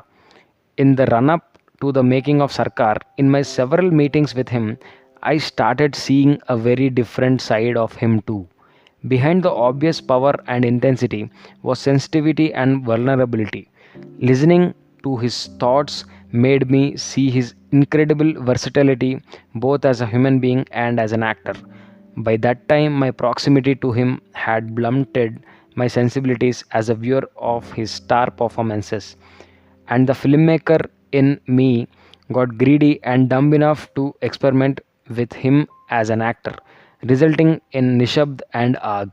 It's not so much the quality of those films that I am talking about here, but the idea of casting him in those roles. Amitji's makeup man told me one day one of the shooting of Nishabd that the film wouldn't work because no one was going to accept Amitji in a role like that. Whether that was the reason or not, I myself as a viewer probably wouldn't want to see him in a role like that. I think Nishabd in Amitji's finest performance as an actor, mainly because of the sheer complexity of the role and the subtle nuances of reactions in demanded, which most of the so called art house actors won't even begin to understand, let alone portray. But the question is, does one want to see Amit Ji just as an actor? I, for one, don't. Unless the acting is coming from a certain larger than life perspective. Similarly, in AG, there will be a difference between a viewer's reaction and my reaction to his performance. As a director, I judge an actor by seeing what he does with what is given to him. The viewer sees the final effect of that in the context of the film, and hence he cannot have any idea of how I could have screwed it up in the screenplay or edit, or of the various other blunders I could have committed. People seeing the film react to the effect, whereas a director, I know the cause. On the other hand, if somebody argues that Amit Ji had no business doing those films without knowing what he was getting into, yes, he was guilty of misplacing his trust in me, but he was not guilty of not doing his best. I gathered from my association with him that being the ultra professional that he is, once he agrees to do a film, he completely succumbs to the director's vision or lack of it. The end product can sometimes look a mess, but the inside secret is that he would always have given much more than was expected of him. When he stands on the steps looking at Aftab taking Jia away in the climax of Nishabd, his close up shot calls for an extraordinary understanding of human emotions, and hence it is a far superior performance compared to him saying Tujhe bhi karne nahi dunga in Sarkar, which he would have done hundreds of times before. But sadly, the effect of that line in Sarkar will become cinematic history, whereas the Nishabd close up shot might go unnoticed. The point I'm trying to make is that he has never ever failed as an actor, and he never will. It's only directors, myself included, who frequently fail to capture his art in the right context. Karan Johar's favorite films of his are Kabhi Kabhi and Silsila, which I don't care for much compared to my favorites like Diwar and Zanjeer. I don't like to see him in films like The Last Lear, Black, and Bhootnath, but that's what he is all about. Amit Ji is an artist who can and will allow himself to be molded and shaped in any which way one wants, and he will leave the final result in the hands of the director he is working with. In all my association with him, I can recall any unpleasantness on only two occasions. One was when I was shooting the confrontation scene with him and KK, who played his son in Sarkar, and he disagreed with me on a certain reaction I wanted him to give. In spite of my trying to explain, he insisted that I do it his way and I had to relent. But after the shoot late at night, he called me and said, Ramu, I have been thinking about it and I think you are right. Let's do it again. Once I reshot it and showed him the edit, he was very impressed. The good thing about it was that he developed implicit trust in me after that. And the bad thing was that it was misplaced in the context of ARG. The other famous or rather infamous incident was when I tweeted something very abusive about him on Twitter for not continuing to do certain kind of roles after seeing him playing old man Alzheimer's patient kind of roles for many years. I flipped on suddenly seeing the vintage Bachchan again in Buddha Hoga Tera Baap. In that frame of mind and under the influence of 3 4 vodkas, I tweeted Amitabh Bachchan is a C///A for not doing more roles like this, and directors like me are L////S for not realizing this. Understandably, all hell broke loose. People and media gave me so much flack without even bothering to understand what that tweet meant. They just went by the words used without seeing them in context. The only man who immediately understood it to be a compliment was Amit ji himself. All things said and done, there's just one thing I hate about Amitabh Bachchan, and that is his birthday. Every birthday of his reminds me that he's getting older and older, and I hate that. I just wish that God would realize that Amitabh Bachchan is a rare art form that even he himself can create only once in a million years, and so just put him on a pause button and make him live forever. Take 1 on films.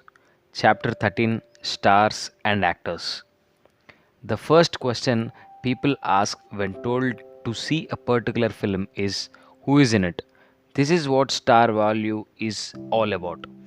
Because they cannot know how the film is, the presence of a particular star can help people make up their minds. The primary difference between a star and an actor is that the star is a personality. One prime example of this is Shah Rukh Khan.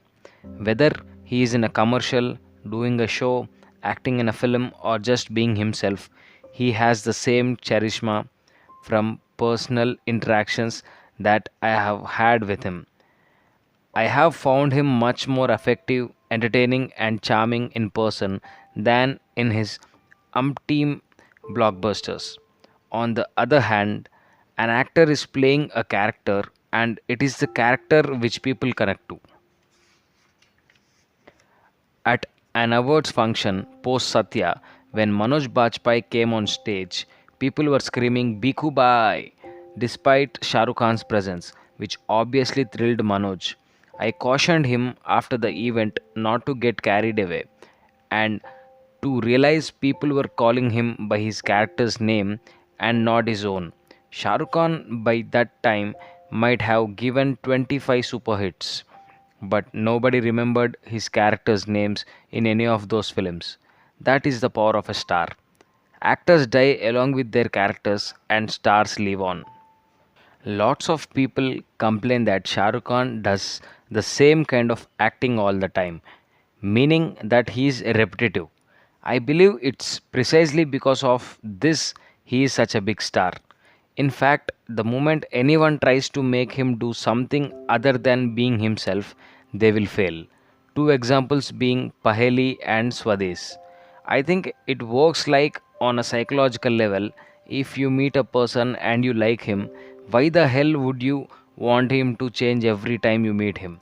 At best, you will want him in different situations and in different backgrounds or interacting with different people.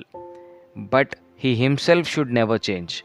The prime examples of these are Shah Rukh Khan and Rajnikant.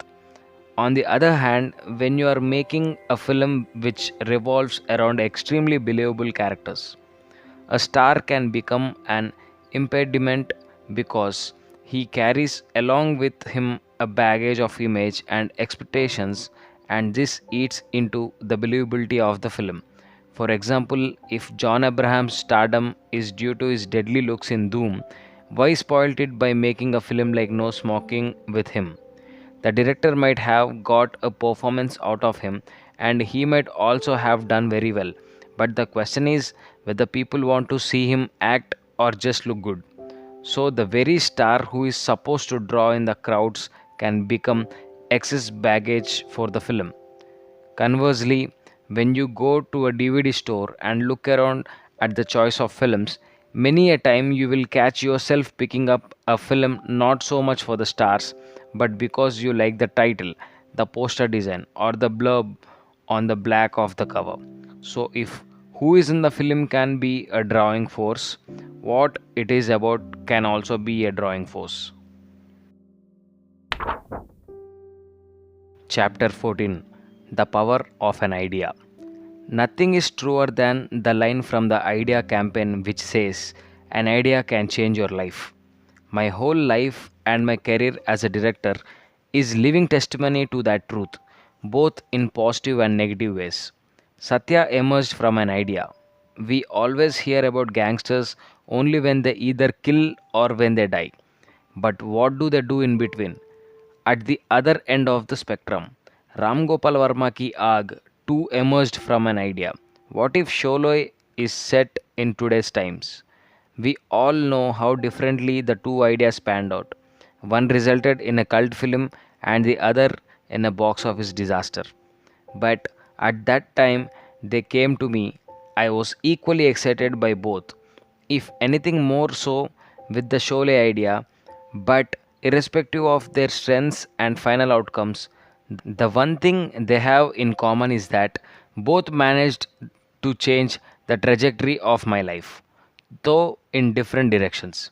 The story of Paritala Ravindra and Maddala Cheruvu Suri had been playing out in the real world for more than a decade, and in spite of that, nobody ever thought of making a film on them until I stumbled upon the idea. The Rakta Charitra was a moderate success is beside the point. The fact that about 200 people worked on it non-stop for more than 6 months and more than 30 crore was spent on it is the point. Apart from that, at the heart of the mind space of so many people being occupied, whether of the people involved with the original incidents or of the people who just wanted to debate or discuss its proceedings, or of the three marketing teams that broke their heads figuring out how to sell the concept of a film being made in two parts, was nothing but my idea. What if I make a film on Ravi and Suri? Many of my detractors wonder how, in spite of the kind of films I make, I can still go on doing exactly what I want and exactly as I wish.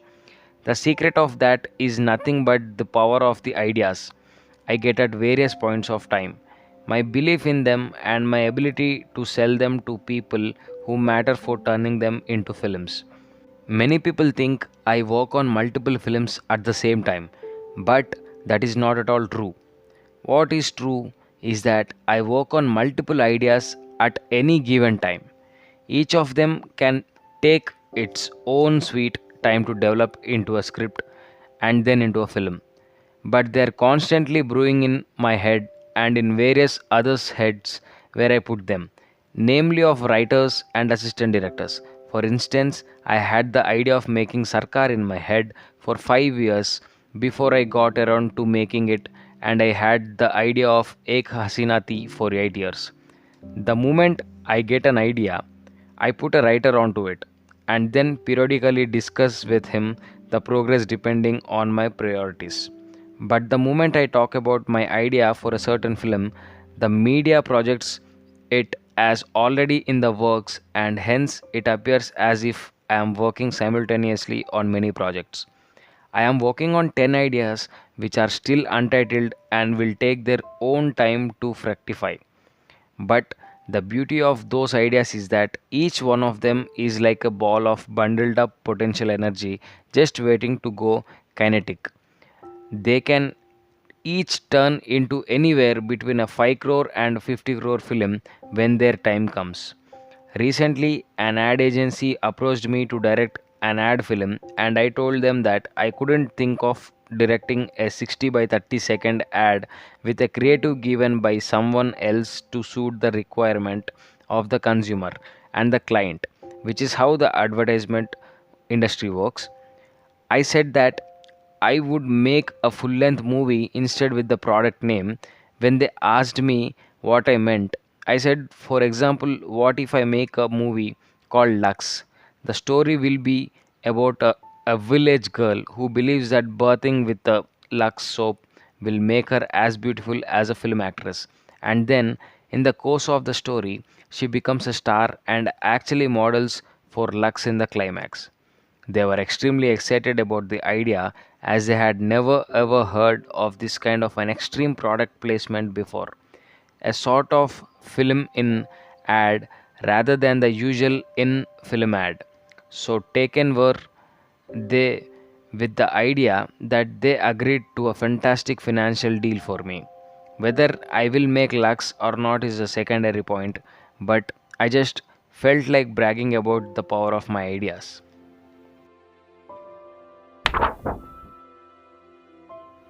Chapter 15. Why Cinema Exaggerates.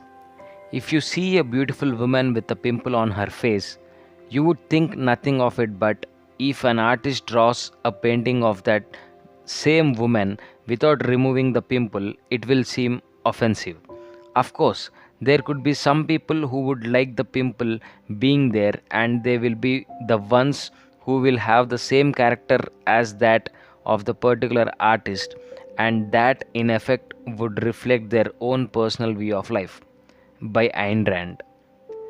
Unlike in life, in cinema, when a director uses style, dialogue, background score, and characterization to capture reality, he wants to enhance and beautify what could be very ordinary in real life. He is, in effect, trying to show what is as what it could be and what it should be, and that would be his view of life.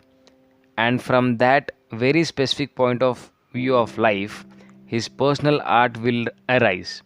Whether his art is good or bad is subjective and depends on who perceives it and from what background.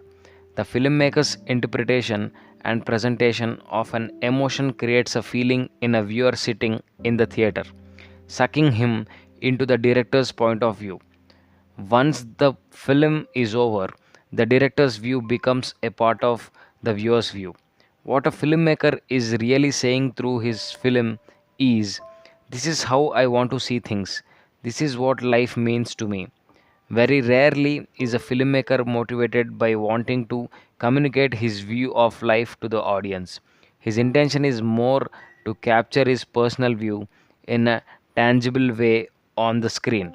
But since cinema involves commerce and various people's time and effort, he has no choice but to make it communicable. Unlike a painter who, while painting, would never think of what will make people buy his painting. Since we always strive to reshape the world for our own specific purpose, we have to first identify our own individual value systems so as to have a specific personal view of everything in life in order to reshape both the world and ourselves. To an extent, we can reshape ourselves both physically and mentally, but it's only from our desire to reshape the world that art arises. For instance, if I have depicted gangsters in company in a certain way, that's just my artistic interpretation of the underworld. It speaks of my desire to see a guy like Malik, played by Ajay Devgan, in the underworld, but does not necessarily mean that there is a guy like Malik in the underworld. Similarly, in Sarkar, what I am saying is this is how I would like Bala Saheb Thackeray to be, thereby giving my personal view of him. On the other hand, for a guy who has no personal view on anything in life, the concretized projection of his malevolent non view towards anything and everything will serve not as energy to move forward but as negative energy to try to pull back. On delusional moral premises, people who move forward. Unfortunately, this status quest who argues that struggle is futile, that fear, guilt, pain, and failure are humankind's predestined lot, forms the majority of the world's population.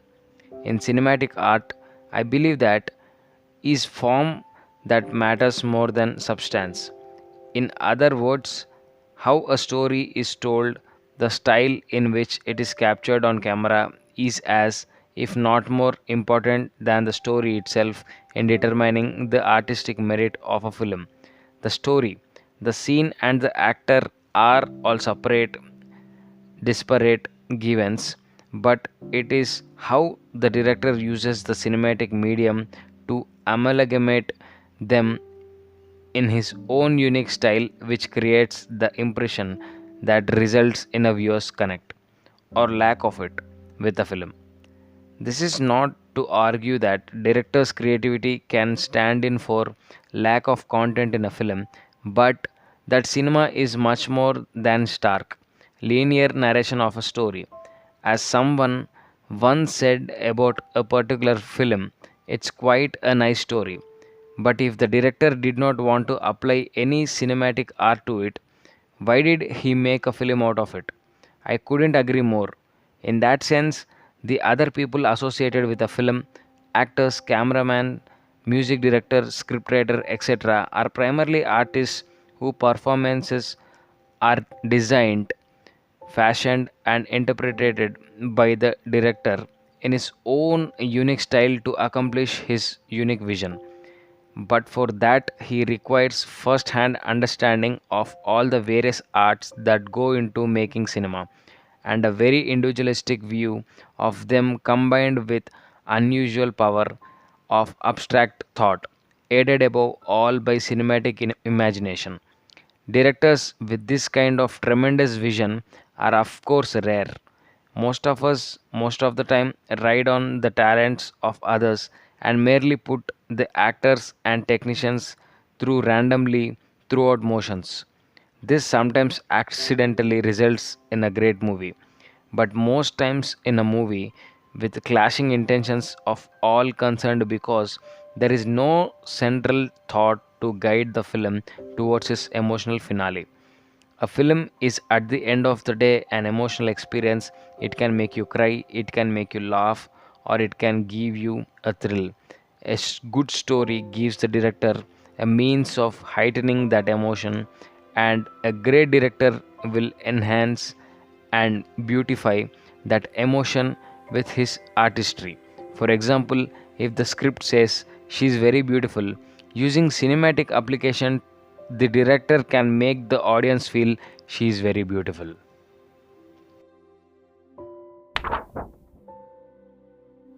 Chapter 16, Directing Visions. I keep meeting random people at public places like airports or functions who comment on the way I frame my films. They say things ranging from I like your frames to your frames look so different and why do you frame like that? It surprises me that even people who are not at all technical can observe such things. I think they just somewhere feel a difference even if they don't really understand what constitutes it. They might not even use the word frame, but I realize that's what they mean. The film fraternity also offers very mixed opinions. Some say my frames are very unique, others that they are too exhibitionistic or unnecessarily bizarre, and yet others even that they are ridiculous.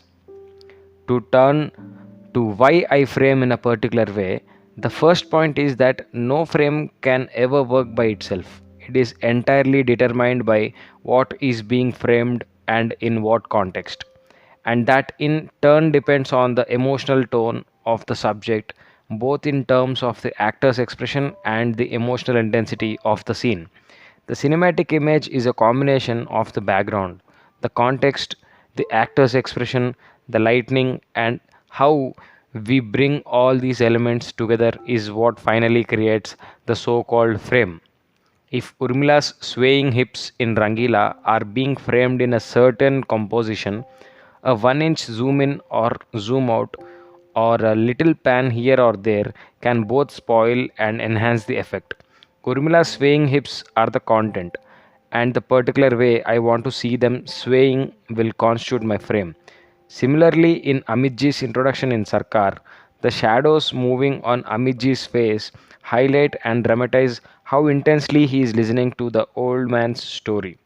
At what pace the camera is zooming out from his face has to be in sync with the mood and tone and the tempo of the background score, which I would be hearing in my head at the time of shoot. When the gun crosses in out focus in the foreground, the cut to the wide frame of the house with the child on a tricycle is what completes the intriguing aspect of Sarkar. If the long shot had come before the close up, it would have been just informative and would not have had the same dramatic effect. The best compliment I have ever received for my framing is when someone criticized my frames, someone else shot back saying that at least my framing could be criticized, while with others you couldn't even talk about their frames. I have often observed that anything unconventional often provokes extreme reactions. For instance, there are people who love my camera work and then there are those who hate it. Similarly, there are those who think my background scores are too loud and in your face. And then there are others who say they watch my films only for their background scores. What I'm saying is that if you have a very specific personal point of view, then it follows that it will provoke strong reactions, both favorable and unfavorable. Any man who is self made and has strong personal convictions will project his thoughts and feelings in a certain specific manner, which obviously is unique to his own worldview. Just as a man's physical survival depends on his own effort, his psychological survival depends on his own mental effort, and any effort at the end of the day has to be directed. Whether you allow prevailing views to direct you or you let your vision stir up the conventional view is up to you. I, for one, made the latter choice very early on in my life with regard to everything, including my own life.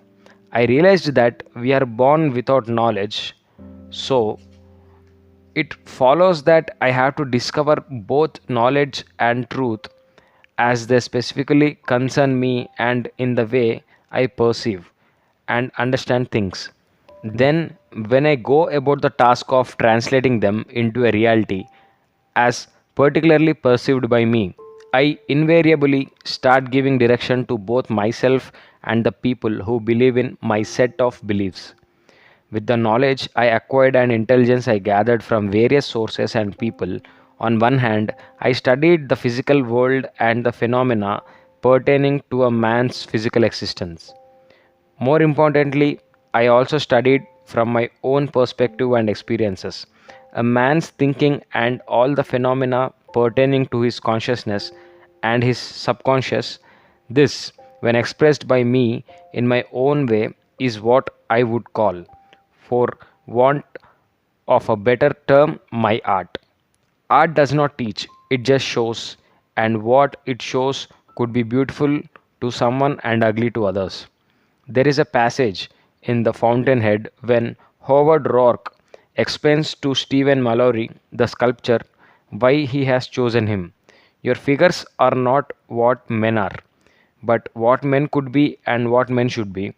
You have gone beyond the probable and made us see what is possible.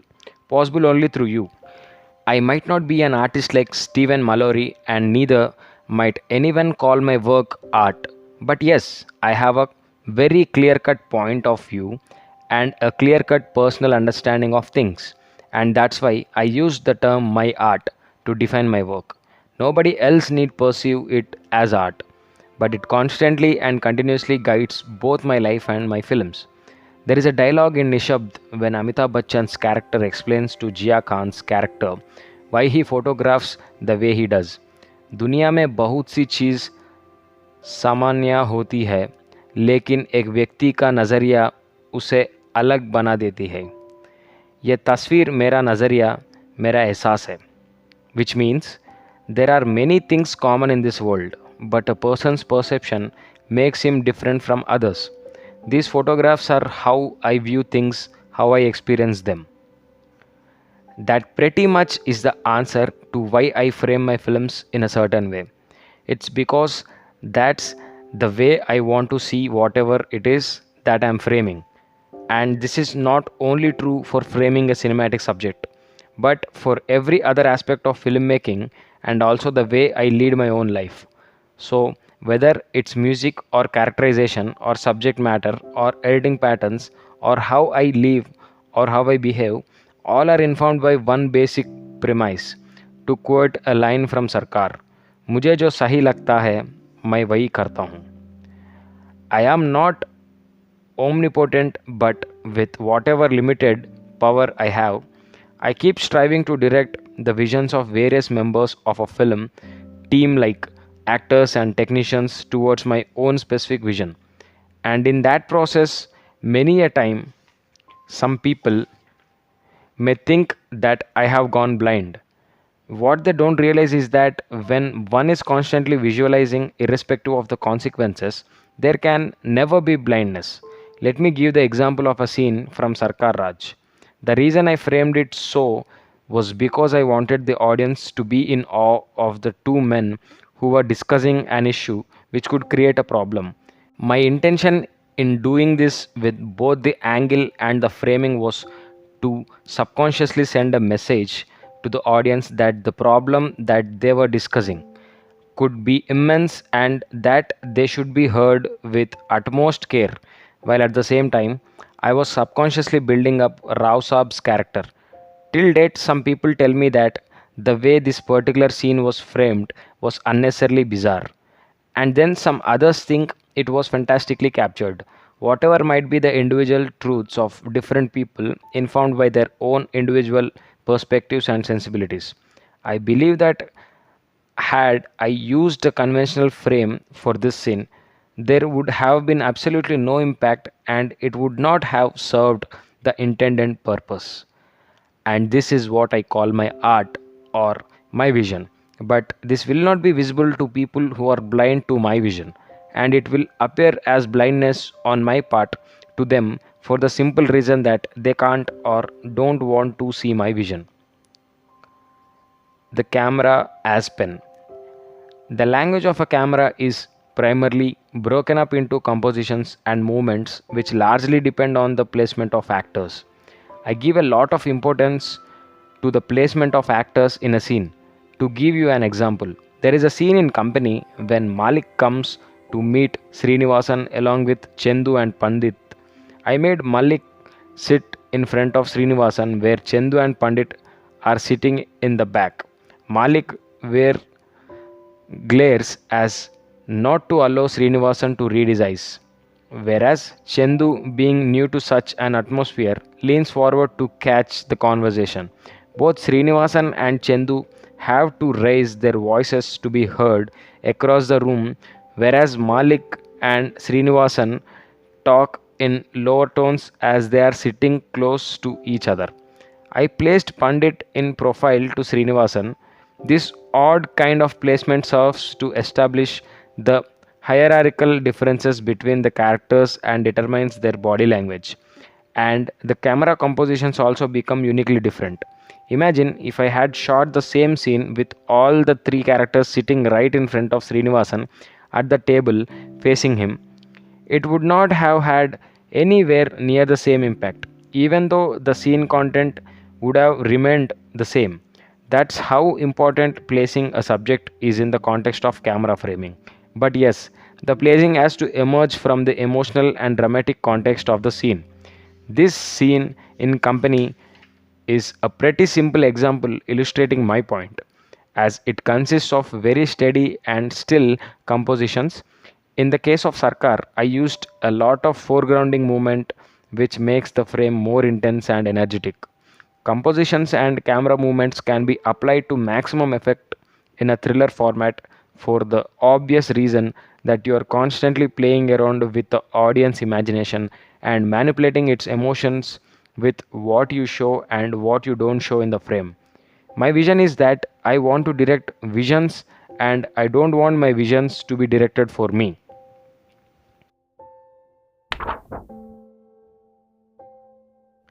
Chapter 17, Lockup lessons. Back in Siddhartha Engineering College in Vijayawada, I used to be involved in a lot of gang fights, which were quite common in college during those days.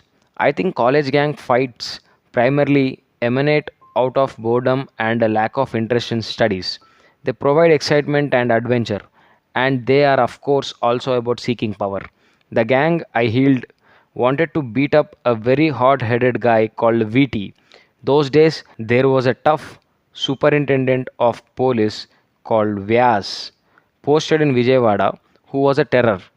His reputation was that he would beat the crap out of any lawbreaker first and ask questions later. So I came up with a plan that on the last day of the final exams, once VT came out of class after finishing the paper, we would beat him up and head to our respective hometowns. And the 2 month holiday period would allow things to cool off. That was my plan. The hitch was that one of our gang members, nursing, had an exam that was deferred to the next day. I was afraid that he would be picked up by the police after we beat up VT and left. And we could not postpone beating VT up to the next day as he was leaving for his hometown the same day. So I cancelled the operation. Then I thought of a more elaborate plan. I carefully leaked out information in a very subtle and strategic way that we were going to beat up VT on the day of his final exam. The news reached VT, which was what I intended, and he gathered a team of people to protect him as he came out of the exam hall. This allowed us to see who his supporters were. The attack didn't happen, so VT assumed it was just a rumor and went on his way. And now I used the 2 month holiday to study the people who had come out in support of VT. I neutralized most of them by, in some cases, threatening them, in others, befriending them, so that by the time VT came back, his support had been whittled down a lot. But his hard headedness and guts were still a force to reckon with, and SP Vyas was still around, so I decided to use VT's ego and short temper as weapons. I made the gang cross a fence from the campus into the residential colony where VT stayed. This time, round two. At the last minute, I leaked out the information so as to give him time to run away. VT ran out of his house as we were reaching. We quickly crossed back into the campus. I was counting on VT's temper and the hurt to his ego at having been forced to run like a coward to do my job for me. And sure enough, VT soon rode into campus on a scooter along with a guy from his gang. He was armed with a knife and straightaway lunged for me. A friend of mine, Ravinder, came in between us and got stopped. As we had sticks and rods, we beat up VT, who ran and hid inside a room along with the bloody knife. I stood guard outside with another friend. Meanwhile, VT's gang member ran away. The police came and arrested us along with VT and put us in two separate lockups at Patamata police station. I lied to the cops and implicated all of VT supporters who had refused to cross over to my side in the attack. The fact that my friend Ravinder had been stabbed and VT caught red handed with the bloody knife turned the case totally in our favor. The police believed my story. They slapped a case of attempt to murder on VT and arrested all the guys whose names I had given on charges of assault. So, in one master stroke, I managed to finish the opposition gang. We were released from lockup after our statements were recorded. VT's parents came and pleaded with me to get Ravinder to take back his complaint and get VT off the hook. I complied and VT was released on bail. But the point I want to make relates to a conversation I overheard while I was in a lockup, which taught me one of the most important lessons of my life. A sub-inspector of police was talking casually on phone some friend of his and mentioned in passing that some kids had been quarreling at Siddhartha College, so the police had brought them in. The incredibly bored tone in which he said it suddenly brought into focus for me how small everything really is in the larger scheme of things.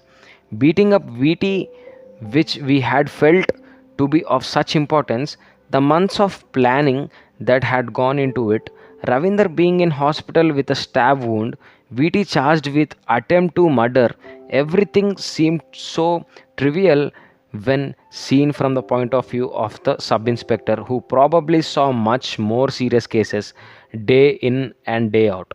We had created a world centered on just VT and us, and for all practical purposes, the fight with VT was a world war for us.